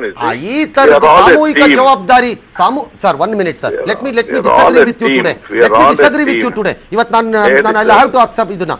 ಅಲ್ಲ ಸರ್, ಸಾಮೂಹಿಕ ಜವಾಬ್ದಾರಿ ಇಷ್ಟು ಈಸಿಯೆಸ್ಟ್ ಥಿಂಗ್ ಟು ಎಸ್ಕೇಪ್ ಇನ್ನೊಂದು ಇಲ್ಲ ಅನ್ಸತ್ತಪ್ಪ ನನಗೆ. ಚೀಫ್ ಮಿನಿಸ್ಟರ್ ಈ ಕೇಸಲ್ಲಿ ಹೋಮ್ ಮಿನಿಸ್ಟರ್ ಕೂಡ. ಹೋಮ್ ಮಿನಿಸ್ಟರ್ ತೆಗೆದುಕೊಳ್ಳೋ ಈ ನಿರ್ಧಾರ ನಮಗೆ ಗೌರವವನ್ನು ತರುವುದಿಲ್ಲ ಅನ್ನೋದು ನಿಮ್ಮ ಭಾವನೆ ಆಗೋದಾದ್ರೆ, ಹಾಗಾದರೆ ಈ ಪ್ರಕರಣದಲ್ಲಿ ಯಾರ ಮೇಲೆ ಈ ಕಳಿಚಾಯೆ ಪ್ರತಿಫಲಿಸಬೇಕು? ಒಂದು ಇರುತ್ತಲ್ಲ ಸರ್, ನಿಮ್ಮಷ್ಟು ಇಂಡಿಪೆಂಡೆಂಟ್ ನಾನು ಅಲ್ವಲ್ಲ. I am in the team. I am a member of the cabinet. I can't be speaking like you ಅಲ್ವಾ? Correct, I agree with you. I have to be within my limits. Perfect. I have to be within my limits. ನನ್ನ point ಸಾರ್ವಜನಿಕವಾಗಿ ನಾನು ಮುಜುಗರದಿಂದ ಬಹಳ ನೋವಿನಿಂದ ಒಪ್ಕೊಳ್ತಕ್ಕಂಥ ಸಂಗತಿ ಅದು. ಇದು ನಮ್ಗೆ ಯಾರಿಗೂ ಗೌರವ ತರೋದು. ಓಕೆ, ಇದರಿಂದ ನಮ್ಮ ಸಾರ್ವಜನಿಕರಿಗೆ ಲಾಭ ಏನಾಯ್ತು? ನಿಮ್ಮ ನೋವಿನಿಂದ, ನಿಮ್ಮ ನೋವಿನ ಮಾತುಗಳಿಂದ ಈಗ ನಮಗೆ ಲಾಭ ಏನಾಯ್ತು? ಹೇಳ್ಬೇಕು, ಅದನ್ನ ಎಲ್ಲಿ ಹೇಳ್ಬೇಕು, ಅಲ್ಲಿ ಹೇಳ್ಬೇಕು ಸರ್. ನಾನು ಬಹಿರಂಗವಾಗಿ ಹೇಳಕ್ ಬರಲ್ಲ. ರಾಜಕಾರಣದಲ್ಲಿ ರಮೇಶ್ ಕುಮಾರ್ ಅಂತ ಅವರು ಬಹಿರಂಗವಾಗಿ ಇಂತಹ ಸೌಜನ್ಯ ಪೂರ್ವಕವಾಗಿ ಜನರ ಮುಂದೆ ತಪ್ಪುಗಳನ್ನು ಒಪ್ಪಿಕೊಳ್ಳುವಂತಹ ವಿಶಾಲ ಹೃದಯವನ್ನು ಇಟ್ಕೊಂಡಿರೋರು ಇದಾರಲ್ಲಪ್ಪ ಅಂತ ಸಂತೋಷ ಆಗ್ಬೋದು. ಲಾಭ ಏನ್ ಸರ್? ಅಲ್ಲ, ವೆಸ್ಟ್ ಮಿನಿಸ್ಟರ್ ಸ್ಟೈಲ್ ಅಲ್ಲಿ ಪಾರ್ಲಿಮೆಂಟರಿ ಡೆಮೋಕ್ರಸಿ ನನಗೆ ಬೇರೆ ಫೋರಮ್ ಇದೆಯಲ್ಲ ಸರ್ ನಮ್ಮ ಪಬ್ಲಿಕ್ ಸ್ಪಿಯರ್ ನಲ್ಲಿ. ಐ ಕಾಂಟ್ ಸ್ಪೀಕ್ ಅಲ್ವಾ ಸರ್? ಅಲ್ಲ, ಮಾನ್ಯ ರಮೇಶ್ ಕುಮಾರ್ ಅವರು ಮಾತಾಡ್ತಿರೋದು ಸರಿ ಇದೆಯಪ್ಪ, ಕರೆಕ್ಟ್, ಫೇರ್ ಎನಫ್. ಆದ್ರೆ ಪಬ್ಲಿಕ್ ಸ್ಪಿಯರ್ ನಲ್ಲಿ ನಾವ್ ಏನ್ ಅನ್ಕೋಬೇಕು? ನಾನು ಕೆಲವು ಎಥಿಕ್ಸ್ ಅಡಿಯರ್ ಆಗ್ಬೇಕಲ್ಲ ಸರ್. ಐ ಕ್ಯಾನ್ ಸ್ಪೀಕ್ ಈಗ ಜನ ಏನ್ ಮಾತಾಡ್ತಿದ್ದಾರೆ? Only in the appropriate form. I agree with you, but ಜನ ಏನ್ ಮಾತಾಡ್ತಿದ್ದಾರೆ? No, before I let you go ಆಗಲ್ಲ ಅದು. ಜನ ಏನ್ ಮಾತಾಡ್ತಿದ್ದಾರೆ? ಒಂದ್ ಕಡೆ ಶಿಖಾ ಆಗತ್ತೆ, ಒಂದ್ ಕಡೆ ಇಲ್ಲಿ ಹಿಂಗಾಗತ್ತೆ, ಇನ್ನೊಂದ್ ಕಡೆ ಇನ್ನೊಂದು ಯಾವ್ದೋ ಆಗತ್ತೆ, ಮತ್ತೊಂದಾಗತ್ತೆ. ಹೀಗೇ ಆಗ್ತಾ ಹೋಗ್ತಿದ್ರೆ ವಿ ಆರ್ ಓನ್ಲಿ ಕರಪ್ಟು. ದುಷ್ಟ ಶಕ್ತಿಗಳಿಗೆ ರಕ್ಷಣೆ ಕೊಡುವುದೇ ಸರ್ಕಾರದ ಕೆಲಸ. ಶಿಷ್ಟರು ಒಳ್ಳೆಯವ್ರಿಗೆ ಅಲ್ಲ, ದುಷ್ಟರಿಗೆ ರಕ್ಷಣೆ ಕೊಡೋದು ಅಭಿಪ್ರಾಯ ಮೂಡ್ತಾ ಇರಲ್ಲ ಸರ್. ನಾವು ಆ ಇನ್ಫರೆನ್ಸಸ್ ಎಲ್ಲ ನೀವು ಅರೈವ್ ಆಗಕ್ಕೆ ನಾನು ಅಬ್ಜೆಕ್ಟ್ ಮಾಡಕ್ ಬರೋದಿಲ್ಲ sir. That is your freedom, that is your domain. But ನಾನು ಏನ್ ಹೇಳ್ಬೇಕಾಗಿದ್ರು ಕೂಡ ನನಗೆ ನಂದೇ ಅದು ಒಂದು ವೇದಿಕೆ ಇರುತ್ತಲ್ಲ ಸರ್. ನಾನು ಸಾರ್ವಜನಿಕರು ಮಾತಾಡಕ್ ಬರಲ್ವಲ್ಲ ಸರ್. ಹಾಗಿದ್ರೆ ಏನ್ ಮಾಡಬಹುದಾಗಿತ್ತು? ಈ ವರ್ಗಾವಣೆ ಮಾಡೋ ಬದಲಾಗಿ ಏನ್ ಮಾಡಬೇಕಾಗಿತ್ತು ಸರ್? ನಿಮ್ಮ ಅನುಭವದಲ್ಲಿ ಹೇಳಿ ಸರ್. ಹಂಗಾರೆ ಸರ್, ನೀವು ಇಂಥ ಘಟನೆಗಳನ್ನ 116 ನೋಡಿದ್ದೀರಿ, ನಾನು ನೋಡಿದ್ದೀನಿ, ನೀವು ನೋಡಿದ್ದೀರಿ. ನಾನು ಅಟ್ಲೀಸ್ಟ್ ಹೆಗಡೆ ಅವ್ರ ಪೀರಿಯಡ್ ಇಂದ ನಾನು ನೋಡಿದ್ದೀನಿ. Without hesitation I am agreeing with you.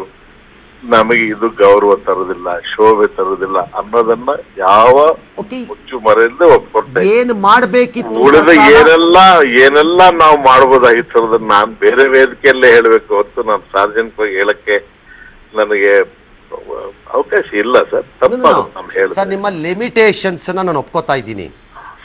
Now once you say ಇದು ನಮಗೆ ಗೌರವ ತರಲ್ಲ ಅಂದಮೇಲೆ ಅದರ ಎಕ್ಸ್ಪ್ಲನೇಟರಿ ಪಾರ್ಟ್ ಬರಬೇಕಲ್ಲ ಸರ್ ಅದು ಅಪ್ರೋಪ್ರಿಯೇಟ್ ಫೋರಮ್ ಅಲ್ಲಿ ಬರುತ್ತೆ ಸರ್. ಹಾಗಾದ್ರೆ ಇವತ್ತು ನನ್ನ ನಿಮ್ಮ ಈ ಮಾತುಕತೆ ಮುಗಿದ ನಂತರ ಟಿವಿ ನೋಡ್ತಾ ಇರೋ ಜನ ಏನನ್ನ ಅನಲೈಸ್ ಮಾಡ್ಕೊಂಡು ಅವ್ರೊಂದು ಇತ್ಯರ್ಥಕ್ಕೆ ಬರಬೇಕು ನನಗೆ ಹೇಳಿ ಸರ್. ನೀವೇ ಟಿವಿ ನೋಡ್ತಾ ಇದ್ದಿದ್ರೆ ಏನ್ ಮಾಡ್ತಿದ್ರಿ ಸರ್? ಅವರು ನನ್ನನ್ನ ಎರಡು ರೀತಿ ತಿಳ್ಕೊಳ್ಬಹುದು. ಈ ಮನುಷ್ಯನಿಗೆ ಇನ್ನೂ ಕೆಲವು ಸಂಹಿತೆಗಳಿದ್ದಾವೆ, ನಾನು ಎಲ್ಲಿ ಹೇಳ್ಬೇಕು ಅಲ್ಲಿ ಹೇಳ್ಬೋದು ಅಂತ ನಂಬೋದು, ಅಥವಾ ಇವನೊಬ್ಬ ಆತ್ಮವಂಚಿಕ ಅಂತ ತಿಳ್ಕೊಬಹುದು. ಅವ್ರು ಯಾಕೆ ತಿಳ್ಕೊಂಡ್ರು ನನಗೇನು ನಷ್ಟ ಇಲ್ಲ ಸರ್. ನನ್ನ ನಿಲುವು ಒಂದೇ ಒಂದು ನಿಮಿಷ ತಾವು ಲೈನಲ್ಲಿ ಇರಿ. ಹಾಗಾದ್ರೆ ಒಂದ್ ನಿಮಿಷ ಲೈನಲ್ಲಿ ದಯವು ನಮಗೋಸ್ಕರ ಒಂದು ನಿಮಿಷ ಲೈನಲ್ಲಿ ಪ್ಲೀಸ್. ಅಶ್ವಥ್ ನಾರಾಯಣ್, ರಮೇಶ್ ಕುಮಾರ್ನ ಈಗ ಯಾವ ರೀತಿ ನೋಡ್ತೀರಿ ಹೇಳಿಪ್ಪ ನೋಡೋಣ. ಸರ್ ಈಗ ಅವರು ಕೆಲವು ಹೇಳಿದ್ರು, ನಾನು ಕೆಲವು ವಿಚಾರಗಳನ್ನು ನೇರವಾಗಿ ಮಾತಾಡ್ಲಿಕ್ಕಾಗಲ್ಲ, ನಾನು ಯಾವ ಫೋರಮಲ್ಲಿ ಮಾತಾಡಬೇಕೋ ಮಾತಾಡ್ಬೋದು, ಅಥವಾ ಕ್ಯಾಬಿನೆಟಲ್ಲೋ ಪಾರ್ಟಿ ಫೋರಮಲ್ಲೋ ಅಥವಾ ಮುಖ್ಯಮಂತ್ರಿಗಳ ಇನ್ ಕ್ಯಾಮ್ರಾದಲ್ಲೋ ನಾವು ಮಾತಾಡ್ಕೋಬೋದು ಅನ್ನೋ ಅಂತ ಅರ್ಥದಲ್ಲಿ ಅವ್ರು ಹೇಳಿದೆ. ಆದರೆ ಅವರ ಈ ಒಂದು ನಡವಳಿಕೆಗಳು, ಈ ಸರ್ಕಾರದ ನಿಲುವನ್ನು ಅವರು ಸಹ ಒಂದು ರೀತಿ ಖಂಡಿಸಕ್ಕೆ ಆಗದೇ ಇದ್ರು ಸಹ ತಪ್ಪುಗಳನ್ನು ಒಂದು ರೀತಿ ಒಪ್ಕೊಂಡಿದ್ದಾರೆ. ಇವತ್ತು ಮುಖ್ಯಮಂತ್ರಿಗಳು ಅವ್ರು ಹೇಳೋದಕ್ಕಿಂತ ಮುಖ್ಯಮಂತ್ರಿಗಳು ಹೇಳ್ಬಿಟ್ಟಿದ್ದಾರಲ್ಲ, ಪೊಲೀಸ್ ಅಶಿಸ್ತಿನ ಅಂತ ತಡ್ಕೊಳ್ಳೋದಿಲ್ಲ ಅಂತ ಮುಖ್ಯಮಂತ್ರಿಗಳು ಬಹಿರಂಗವಾಗಿ ಹೇಳಿದ್ದಾರೆ. ಪಾಪ ಈ ರಮೇಶ್ ಕುಮಾರ್ ಏನು ಹೇಳಲಿಕ್ಕೆ ಆಗ್ತದೆ? ಮುಖ್ಯಮಂತ್ರಿಗಳು ಒಪ್ಕೊಂಡ್ಬಿಟ್ಟಿದ್ದಾರಲ್ಲ ಈ ಅಶಿಸ್ತನ್ನ ನಾನು ತಡೆಯೋದಿಲ್ಲ ಅಂತ ಅಂದ್ಬಿಟ್ಟು. ಈ ರಮೇಶ್ ಕುಮಾರ್ ಅವ್ರ ಪಾಪ ಅವ್ರೇನ್ ಮಾಡ್ತಾರ? ಆಲ್ರೆಡಿ ಈಗ ಪಾಪದ ಲೆವೆಲ್ಗೆ ಬಂತ ರಮೇಶ್ ಕುಮಾರ್ ಪರಿಸ್ಥಿತಿ. ಎಲ್ಲವನ್ನು ನೋಡ್ಬೇಕಾಗುತ್ತಲ್ಲ sir. Are you are fit for power ನನ್ನ ಪ್ರಕಾರ. ಅಂದ್ರೆ ನಿಮ್ಗದು ಒಗ್ಗಲ್ವಾ ಅಂತ ನನಗೆ ರಮೇಶ್ ಕುಮಾರ್ ಅವರು. ಏನ್ ಮಾಡಕ್ಕಾಗುತ್ತೆ ಸರ್, ಎಲ್ಲ ಪ್ರೊಫೆಷನಲ್ ಹ್ಯಾಜರ್ಡ್ಸ್ ಎಲ್ಲ ಇದ್ದೇ ಇರುತ್ತೆ ಸರ್. ಆಲ್ ರೈಟ್, ಒಂದು ಲಾಸ್ಟ್ ಆಲ್ ರೈಟ್, ಒಂದು ಇಂಡಿಪೆಂಡೆಂಟ್ ಒಪಿನಿಯನ್ ತಗೊಂಡ್ಬಿಡ್ತೀನಿ. ರವಿಕೃಷ್ಣ ರೆಡ್ಡಿ, ಎರಡು ರಾಜಕೀಯ ಪಕ್ಷಗಳ ಮಾತುಗಳನ್ನ ಕೇಳಿಸ್ಕೊಂಡ್ರಿ. Tell me the common side. ಅಲ್ಲ, ಇದರಲ್ಲಿ ಇವರು ರಮೇಶ್ ಕುಮಾರ್ ಅವರು ಒಂದು ರೀತಿಯಲ್ಲಿ ಅಂದರಿಕೆ ಮಂಚುವಾಡ ಅನಂತರಾಮಯ್ಯ ಅನ್ನೋ ತರಕ್ಕೆ ಮಾತಾಡ್ತಿದ್ದಾರೆ.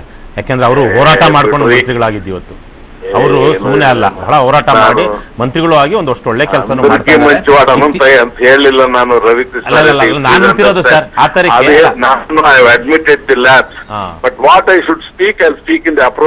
ಅದು ನೀವು ಮಾತಾಡ್ತೀರಾ ಅನ್ನೋದೇ ಪ್ರಶ್ನೆ. I belong to parliament. See, now I'm a student of parliamentary democracy. I can't be taken speaking in public. So ಅವರು ನಿಜಕ್ಕೂ ಮಾತಾಡಬೇಕು. ಕ್ಯಾಬಿನೆಟ್ ಅಲ್ಲಿ ಇಂಥವೆಲ್ಲ ಚರ್ಚೆಗಳಾಗಬೇಕು. ಸರ್ಕಾರದ, ಯಾಕಂದ್ರೆ ಅನಂತ್ ಕುಮಾರ್ ಅವರ ಏನು ಅವರದ್ದು ಒಂದು ರೀತಿಯ ಇಮೇಜ್ ವೃದ್ಧಿ ಆಗೋದು ಸರ್ಕಾರದ ಇಮೇಜ್ ವೃದ್ಧಿ ಆದಾಗಲೇ ಹೊರತು ಇಂಡಿಪೆಂಡೆಂಟ್ ಆಗಿ ಯಾರ್ದು ವೃದ್ಧಿ ಆಗಲ್ಲ. ಇವರು ಆಗಲೇ ಹೇಳಿದ್ರಲ್ಲ ಕಲೆಕ್ಟಿವ್ ರೆಸ್ಪಾನ್ಸಿಬಿಲಿಟಿ ಅಂತ. ಹಾಗಾಗಿ ಸರ್ಕಾರದ ಇಮೇಜ್ ಈ ತರಕ್ಕೆ ಒಂದು ಅಧಃಪತನಕ್ಕೆ ಜಾರ್ತಿರುವಾಗ ಇವರು ಅದನ್ನ ಹೇಳಬೇಕಾಗಿರುವಂತಹ ಫೋರಮ್ ಅಲ್ಲಿ ನಿಜಕ್ಕೂ ಹೇಳಬೇಕಾದಷ್ಟು ಫೋರ್ಸ್ ಅಲ್ಲಿ ಹೇಳ್ತಾರಾ? ಮತ್ತೆ ಇವ್ರದೇ ಇಲಾಖೆಗಳಲ್ಲಿ ಕೇಳ್ತಾರ? ಕೇಳೋದು ಬಿಡೋದು ಬೇರೆ ಪ್ರಶ್ನೆ. ಹಾಗಾಗಿ ಅವ್ರದ್ದು ಅಸಹಾಯಕತೆನೂ ಇದೆ, ದೊಡ್ಡ ಅಸಹಾಯಕತೆನೂ ಇದೆ. ಕೇಳೋದು ಬಿಡೋದು ಬೇರೆ ಪ್ರಶ್ನೆ. ನಾನು ಅದು ನಮ್ಗೆ ಸಾಕಾಗಲ್ಲ. ಯಾವಾಗ್ಲೂ ನಾನು ಹೇಳ್ತೀನಿ, ಎಲ್ಲಾ ಅವಕಾಶಲ್ಲೂ ನನ್ನ ಇತಿಮಿತಿ ನೋಡ್ಕೊಂಡು ಮಾತಾಡ್ತಾ ಇದ್ದೀನಿ. ನನಗೆ ಅರ್ಥ ಆಗ್ತಿದೆ. ನಾನು ಮಂತ್ರಿ ಆಗದೆ ಇದ್ದಾಗ, ಮೆಂಬರ್ ಆಗಿದ್ದಾಗ ಐ ಆಮ್ ಇಂಡಿಪೆಂಡೆಂಟ್. ಕೆಲವು ಸಲ ಪಕ್ಷಕ್ಕೆ ಮುಜುಗರ ಆಗೋ ರೀತಿಯಲ್ಲೂ ಮಾತಾಡಿಲ್ಲ. ಇಲ್ಲಿ ಒಂದು ಆಗ್ಲಿಂದಾನು ಈ ಅಧಿಕಾರಿಗಳು ಕಿತ್ತಾಟ ಇದ್ರ ಬಗ್ಗೆ ಮಾತಾಡ್ತಿದ್ದಾರೆ ಹೊರತು ಜೈಲಲ್ಲಿ ಇದ್ದ ವ್ಯವಸ್ಥೆ ಏನು ಸರ್ ಕೊಡ್ತೀರಿ? ಆ ಒಮ್ಮಂಗ ಆತರ ಕಾಟ ಕೊಟ್ಟಿದ್ದಾಳೆ ನಮಗೆ ತಮಿಳ್ನಾಡಲ್ಲಿ ಕೂತ್ಕೊಂಡು, ಅವ್ಳಿಗೆ ಹೆಂಗ್ ಸರ್ ಕೊಡ್ತಾರೆ ಇಂಥ ಫೆಸಿಲಿಟಿ ಎಲ್ಲ? ರಂಗನಾಥ್ ಅವ್ರು, ಇಲ್ಲಿ ಇನ್ನೊಂದು ವಿಚಾರ ಅವ್ರಿಗೆ ಹೇಳ್ಬೇಕು. ಅವ್ರಿಗೂ ಗೊತ್ತಿದೆ, ಇದೇ ಪರಪ್ನಗರ ಜೈಲಲ್ಲಿ ಬಿಜೆಪಿಯ ಇವತ್ತಿನ ದೊಡ್ಡ ನಾಯಕರಾಗಿರುವಂತಹ ಜನಾರ್ದನ್ ರೆಡ್ಡಿ ಇದ್ರು. ಅವ್ರಿಗೆ ಬೇಲ್ ಸಿಕ್ತು. ಆ ಬೇಲಿಂದ ಅವ್ರು ಆಚೆ ಬಂದಿದ್ರೆ ತಕ್ಷಣಕ್ಕೆ ಅವ್ರನ್ನ ಇನ್ನೊಂದು ಕೇಸಲ್ಲಿ ಅರೆಸ್ಟ್ ಮಾಡಿಕೊಂಡು ಚಂಚಲ್ ಕೂಡ ಕರ್ಕೊಂಡು ಹೋಗ್ತಾ ಇದ್ರು. ತಿರುಪತಿ ತಿಮ್ಮಪ್ಪನಿಗೆ 40 ಕೋಟಿ ರೂಪಾಯಿ ಚಿನ್ನದ ಟೋಪಿ ಇಟ್ಟಂತ ವ್ಯಕ್ತಿಗೆ ಬೇಲ್ ಸೆಕ್ಯೂರಿಟಿ ಫರ್ನಿಶ್ ಮಾಡೋಕ್ಕಾಗಲಿಲ್ಲ. ಯಾರಿಗೆ? ಜನಾರ್ದನ್ ರೆಡ್ಡಿಗೆ. ಬೇಕು ಅಂತೇನೆ 6 ತಿಂಗಳು ಇಲ್ಲೇ ಮುಂದುವರೆದು ಬೇಲ್ ಫರ್ನಿಶ್ ಮಾಡಿದಿರ ಹೋದ್ರು. ಅವರು ಯಡಿಯೂರಪ್ಪ, ಹಾಲಪ್ಪ, ಕೃಷ್ಣ ಶೆಟ್ಟಿ, ಸಂಪಂಗಿ, ಕಟ್ಟ ಇವ್ರಿಗೆಲ್ಲ ಇದೇ ತರಹದ ಸೌಕರ್ಯಗಳು ಸಿಗ್ತಾ ಇತ್ತು. ಇನ್ನು ಹೇಳಿದಲ್ವಾ 5 ಬ್ಯಾರಕ್ಗಳು ಯಾಕಿದಾವೆ. ನಾನು ಒಂದು ದಿವಸ ಒಂದು ಮಂಡೂರು ಕಸದ ಹೋರಾಟದಲ್ಲಿ ನಾನು ಬಂಧನಕ್ಕೊಳಗಾಗಿದೆ. ಒಂದು ಹಗಲು ರಾತ್ರಿ ಇದ್ದೆ. ನೀವು ಹೇಳ್ತಾ ಇದ್ರಿ ಯೂನಿಫಾರ್ಮ್ ಇರುತ್ತೆ, ಸಜಾ ಕೈದಿಗಳಿಗೆ ನಂತರಕ್ಕೆ ಗಾಂಧಿ ಟೋಪಿನೂ ಕೊಟ್ಟಿರ್ತಾರೆ. ಬಿಳಿ ಬಟ್ಟೆ, ಗಾಂಧಿ ಟೋಪಿ. ನೋಡಿ ಎಷ್ಟು ವರ್ಷ ಶಿಕ್ಷೆ ಅಂದ್ರು, ಆಮ್ ಕನ್ವಿಕ್ಟೆಡ್ ಅಂತ. ಸೊ ಹಾಗಾಗಿ ಇಷ್ಟೆಲ್ಲ ಇರುವಾಗ ಇವತ್ತು ಜೈಲಿನ ವಿಚಾರ ಇಷ್ಟು ಬಂದಾಗ ಜೈಲಲ್ಲಿ ಏನಾಗ್ತಾ ಇದೆ ಅದು ತಪ್ಪು, ಅದನ್ನು ನಾವು ಸರಿಪಡ್ತೀವಿ ಅನ್ನುವಂತಹ, ಮತ್ತೆ ಇದನ್ನ ನಾನು ಕ್ಯಾಬಿನೆಟ್ ಅಲ್ಲಿ ಮಾತಾಡ್ತೀನಿ ಅನ್ನುವಂಥದ್ದನ್ನ ಮತ್ತೆ ಈ ತರಕ್ಕೆ ವಿನಾಕಾರಣ ಟ್ರಾನ್ಸ್ಫರ್ ಮಾಡೋದ್ರ ಮೂಲಕ ಕೆಟ್ಟ ಸಂದೇಶವನ್ನ ಕಳಿಸ್ತೀವಿ ಅನ್ನೋ ಮಾತನ್ನ ನಾನು ರಮೇಶ್ ಕುಮಾರ್ ಅವರಿಂದ ಎಕ್ಸ್ಪೆಕ್ಟ್ ಮಾಡ್ತಾ ಇದ್ದೀನಿ. ರಮೇಶ್ ಕುಮಾರ್ ಅವರು, I think I will do my job where I am expected all right to do. You do your job, we will do our job. Finally, ಜನ ಅವ್ರ ಜಾಬ್ ಅವ್ರು ಮಾಡ್ಕೊಳ್ಳಿ. Thank you Ashwath Narayan, thank you Shri Ramesh Kumar ಅವ್ರ ಮಾನ್ಯ ಮಂತ್ರಿಗಳು, ಥ್ಯಾಂಕ್ ಯು ರವಿಕೃಷ್ಣ ರೆಡ್ಡಿ. ನಿಮಗೂ ಕೂಡ ಬಹಳ ದೊಡ್ಡ ಸರ್ಪ್ರೈಸ್ಗಳಿಲ್ಲದೆ ಇರುವಂತಹ ಒಂದು ಚುನಾವಣೆ, ರಾಷ್ಟ್ರಪತಿಗಳ ಚುನಾವಣೆ ಇವತ್ತು ಮುಗೀತು. ಉಪರಾಷ್ಟ್ರಪತಿಗಳ ಚುನಾವಣೆ ಬೆನ್ನ ಹಿಂದೇನೆ ಬಂತು. ಉಪರಾಷ್ಟ್ರಪತಿಗಳ ಚುನಾವಣೆ ಮೊದಲೇ ಹೇಳಿಬಿಡೋದಾದರೆ ಅದಕ್ಕೆ ಅಭ್ಯರ್ಥಿಯನ್ನೇ ಘೋಷಿಸಿರಲಿಲ್ಲ, ನಾಳೆನೇ ಕೊನೆ ದಿನ. ಆದರೆ ಇವತ್ತು ಸಭೆಯನ್ನು ಸೇರಿದಂತಹ ಭಾರತೀಯ ಜನತಾ ಪಕ್ಷ ಮತ್ತು NDAದೆಲ್ಲರೂ ವೆಂಕಯ್ಯ ನಾಯ್ಡು ಅವರನ್ನು ಆಯ್ಕೆ ಮಾಡಿಬಿಟ್ಟಿದೆ. ಮಹಾರಾಷ್ಟ್ರದ ಹಾಲಿ ರಾಜ್ಯಪಾಲ ವಿದ್ಯಾಸಾಗರ್ ರಾವ್, ಉತ್ತರ ಪ್ರದೇಶದ ಹಾಲಿ ರಾಜ್ಯಪಾಲ ರಾಮನಾಯಕ್ ಹಾಗೂ ಕೇರಳದ ಹಾಲಿ ಶಾಸಕ ಮಾಜಿ ಸಚಿವ ಕೇಂದ್ರ ಸಚಿವ O ರಾಜಗೋಪಾಲ್ ಅವರ ಹೆಸರೆಲ್ಲ ಬಂದರೂ ಅಂತಿಮವಾಗಿ ಪ್ರಧಾನಮಂತ್ರಿಗಳು ಇಲ್ಲ ನಾಯ್ಡುಜಿ ನೀವೇ ಹಾಕಬೇಕು ಅಂತೇಳಿ ಅವ್ರನ್ನ ವಾಪಸಿ ಹತ್ಲ ಕಡೆಗೆ ಹಾಕಿದ್ದಾರೆ. ಅವ್ರಿಗೇನು ಭಾಳ ಇಷ್ಟ ಇದ್ದಂಗೆ ಕಾಣಿಸ್ತಾ ಇಲ್ಲ. ಭಾಳ ಆ್ಯಕ್ಟಿವ್ ಆಗಿ ಓಡಾಡ್ಕೊಂಡು ಬೆಳಗ್ಗೆ ರಾಜ್ಯ, ಮಧ್ಯಾಹ್ನ ಒಂದು, ರಾತ್ರಿ ಒಂದು ಓಡಾಡ್ಕೊಂಡಿದ್ರು. ಸಿಕ್ಕಲೆಲ್ಲ ಆರಾಮಾಗಿದ್ರು ಅವರು. ಅಂತಂದರೆ ಅವ್ರ ಪಡೆಗವರು ಭಾಳ 20-25 ವರ್ಷ ರೋಡಲ್ಲಿ ಕೆಲಸ ಮಾಡಿರೋರು ಈಗ ತೊಗೊಂಡು ಕಟ್ಟಾಕ್ಬಿಟ್ರು ಅನ್ಸುತ್ತೆ. ಒಟ್ಟಲ್ಲಿ ಪಕ್ಷದನ್ನು ಒಪ್ಕೊಂಡಿದ್ದಾರೆ ಆ ಪರಿಣಾಮ. ಆದರೆ ರಾಷ್ಟ್ರಪತಿ ಚುನಾವಣೆ ನಡೀತು. 20ನೇ ತಾರೀಕು ಅಲ್ಲಿ ಫಲಿತಾಂಶ ಬರುತ್ತೆ. ಮೀರಾ ಕುಮಾರ್ ವರ್ಸಸ್ ಕೋವಿಂದ್ ಅವರ ವಿರುದ್ಧ ನಡೀತಾ ಇರುವಂಥ ಚುನಾವಣೆ. ಈ ಚುನಾವಣೆಗೆ ದೆಹಲಿ ಸಂಸತ್ ಭವನ ಹಾಗೂ ರಾಜ್ಯದ ವಿಧಾನಸಭೆಗಳಲ್ಲೆಲ್ಲ ಸಂಸದರು ಮತ್ತು ಶಾಸಕರು ವೋಟನ್ನು ಮಾಡಿದ್ದಾರೆ. ಕರ್ನಾಟಕದಲ್ಲೂ ಆಯಿತು. ಇಬ್ಬರು ಮಾತ್ರ ವೋಟ್ ಮಾಡಿರುವಂತೆ. ಒಬ್ಬರು YSV ದತ್ತ ಮೊದಲೇ ಅನುಮತಿಯನ್ನು ಪಡೆದಿದ್ದರಂತೆ. ಇನ್ನೊಬ್ಬರು ಅಮೆರಿಕಾ ಟೂರ್ನಲ್ಲಿರುವ ಚಲವರಾಯ ಸ್ವಾಮಿಯವರು ಚಕ್ಕರ್ ಹಾಕಿದ್ರಂತೆ. ಅದಕ್ಕೆ ಸಿದ್ದರಾಮಯ್ಯವರು ಕಿಡಿಕಾರಿದ್ದಾರೆ. That is okay. ಒಬ್ಬರಿಂದ ಬಂದು ಅವರು ಮೀರಾ ಕುಮಾರ್ಗೆ ಹಾಕಿದ್ರು, ಏನು ದೊಡ್ಡ ವ್ಯತ್ಯಾಸ ಆಗ್ತಿರಲಿಲ್ಲ. ಇನ್ನು ಒಟ್ಟು ಮತದಾರರ ಸಂಖ್ಯೆ ಹೀಗಿರುತ್ತೆ 4806. ನಮ್ಮ ರಾಷ್ಟ್ರಪತಿಗಳ ಚುನಾವಣೆ ಅಮೆರಿಕದ ರಾಷ್ಟ್ರಪತಿ ಅದರ ನೇರ ರಾಷ್ಟ್ರಪತಿಯ ಚುನಾವಣೆ ಅಲ್ಲ. ಅಂದರೆ ನಾವು ಜನರೇ ವೋಟ್ ಹಾಕಿದ್ದಲ್ಲ. ಆದರೆ ನಮ್ಮನ್ನು ಪ್ರತಿನಿಧಿಸುವಂತಹ ಸಂಸತ್ ಸದಸ್ಯರು ಮತ್ತು ಶಾಸಕರ ಮತಗಳಿಗೆ ಒಂದು ಮೌಲ್ಯವನ್ನು ಕಟ್ಟಿ ಅಂತಿಮವಾಗಿ ಇಷ್ಟು ಜನರೇ ವೋಟು ಹಾಕಿದಂತೆ ಅಂತ ಅದನ್ನು ಪರಿಗಣಿಸುತ್ತಾರಷ್ಟೆ. ಯಾಕಂದರೆ ಭಾರತದ ಪ್ರಜಾಪ್ರಭುತ್ವದಲ್ಲಿ ರಾಷ್ಟ್ರಪತಿಗಳು ಸುಪ್ರೀಂ ಆದ್ರೂ, ನಮ್ಮ ಎಲ್ಲ ಸೈನ್ಯ ಬಲಕ್ಕೆ ಎಲ್ಲದಕ್ಕೂ ಅವರೇ ಲೀಡರ್ ಕಮಾಂಡರ್ ಆದ್ರೂ, ಅಂತಿಮವಾಗಿ ಎಲ್ಲದಕ್ಕೂ ಮುದ್ರೆ ಹೊಡೆಯೋದಾದ್ರೂ ಆ್ಯಕ್ಚುಲಾಗಿ ಅಧಿಕಾರವನ್ನು ನಮ್ಮ ಸಂವಿಧಾನದಲ್ಲಿ ಪ್ರಧಾನಮಂತ್ರಿಗಳ ಬಳಿ ಇರುತ್ತೆ. ಹಾಗಾಗಿ ಇದಲ್ಲ. ಆದರೂ ಮತದಾನ ಹೇಗೆ ನಡೆಯುತ್ತೆ ಅಂತಂದರೆ ಒಟ್ಟು ಮತದಾರರ ಸಂಖ್ಯೆ 4896. ಅದರಲ್ಲಿ ಲೋಕಸಭೆ ಮತ್ತು ರಾಜ್ಯಸಭೆಯ ಸದಸ್ಯರು 776. ಎಲ್ಲ ವಿಧಾನಸಭೆಗಳ ಸದಸ್ಯರ ಸಂಖ್ಯೆ 4120. ಇನ್ನು ವಿಧಾನ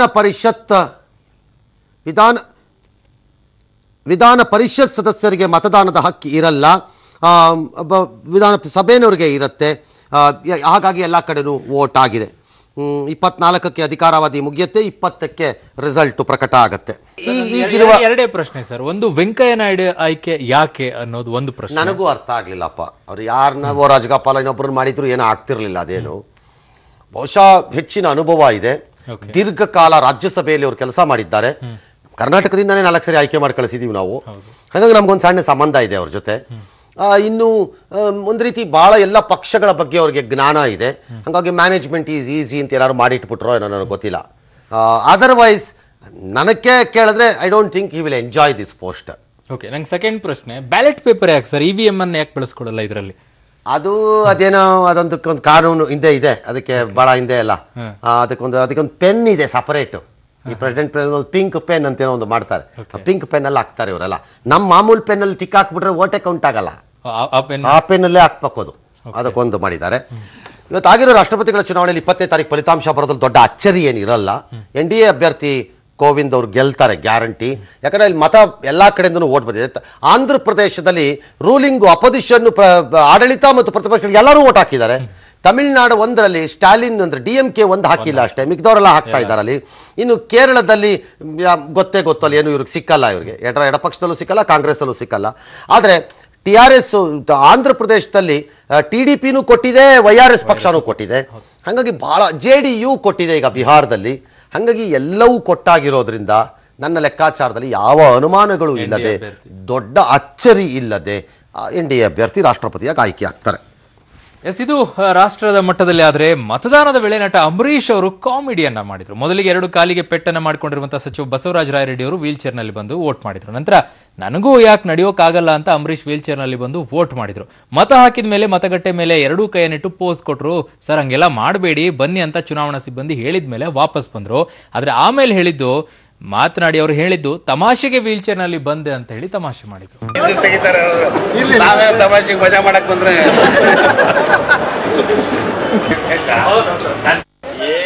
ಹೋಯ್ತಾ ಇತ್ತಾ ಮಹಾರಾಜನ್ ತರ ಕರ್ಕೊಂಡು ಕೆಳಗೆ ತಂದಿದ್ದ ಅಲ್ಲ ಒಂಥರದಲ್ಲಿ ಕೂತ್ಕೊಂಡು ಹೋಗೋದು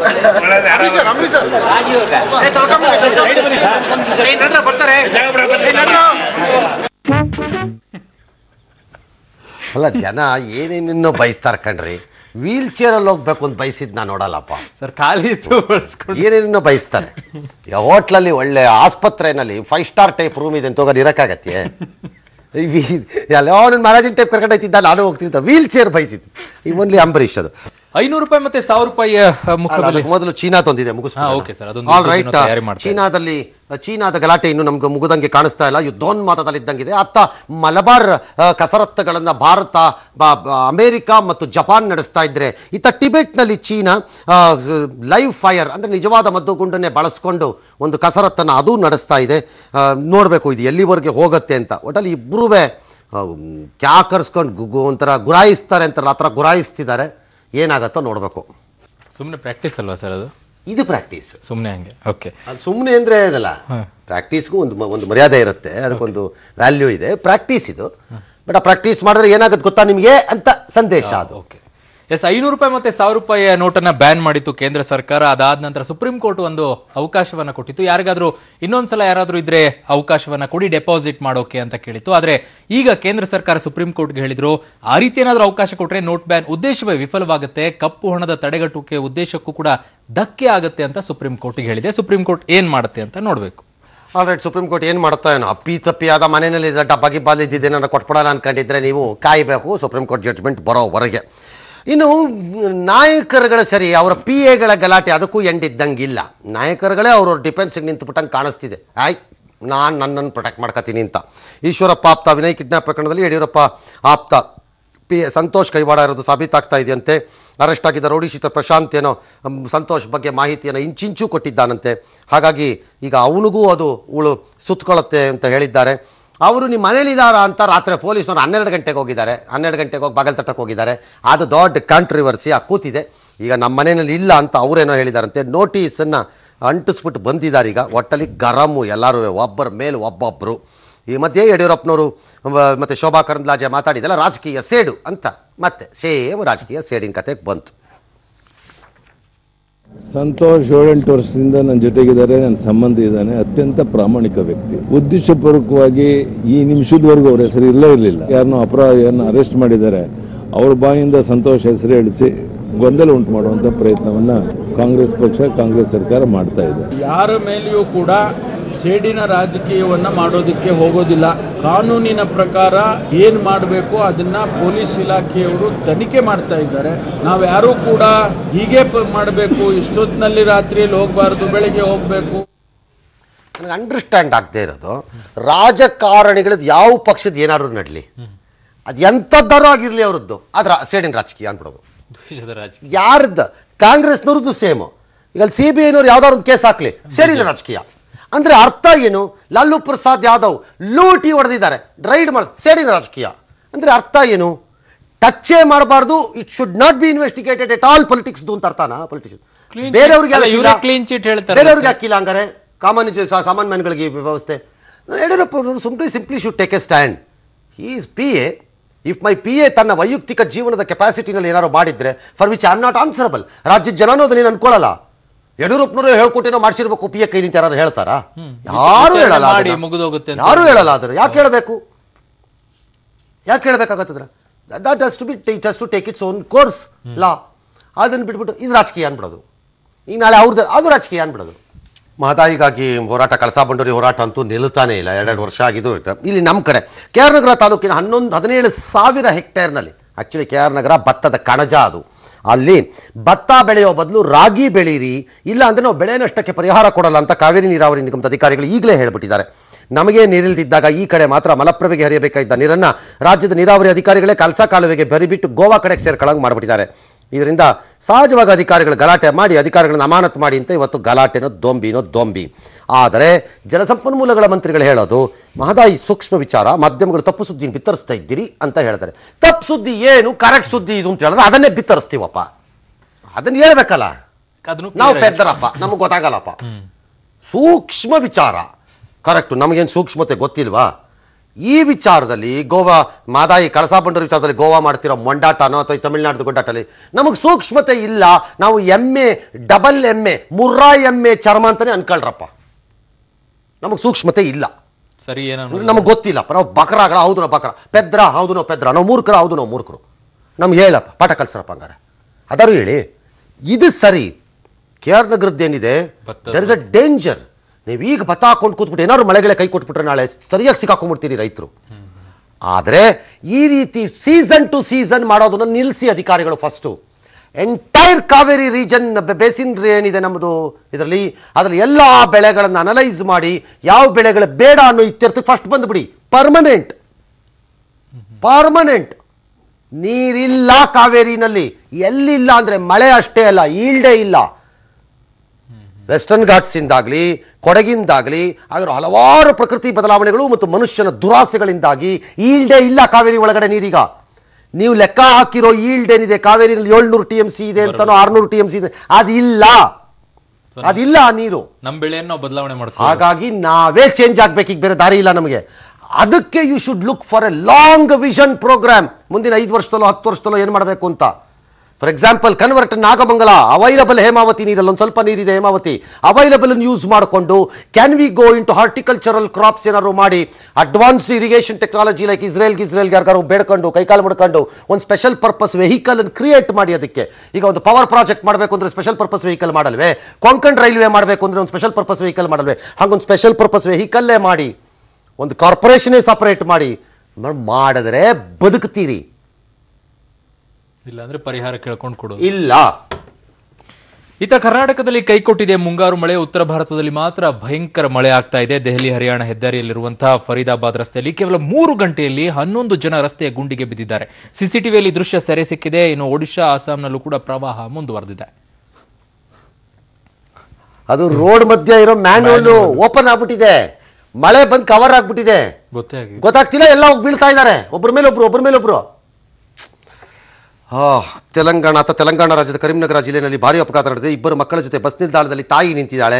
ಈ ವೇಳೆ ಬಸ್ ಬಂದು ನಿಲ್ತಾ ಇದ್ದಂತೆ 7 ವರ್ಷದ ಬಾಲಕ ಬಸ್ ಕಡೆಗೆ ಓಡಿ ಹೋದಾಗ ಸಿಕ್ಕಾಪಟ್ಟೆ ವೇಗವಾಗಿ ಬೈಕ್ ಒಂದು ಬಂದು, ಅಯ್ಯೋ ಆ ಮಗು ಇಲ್ಲ, ಹೋಯ್ತು.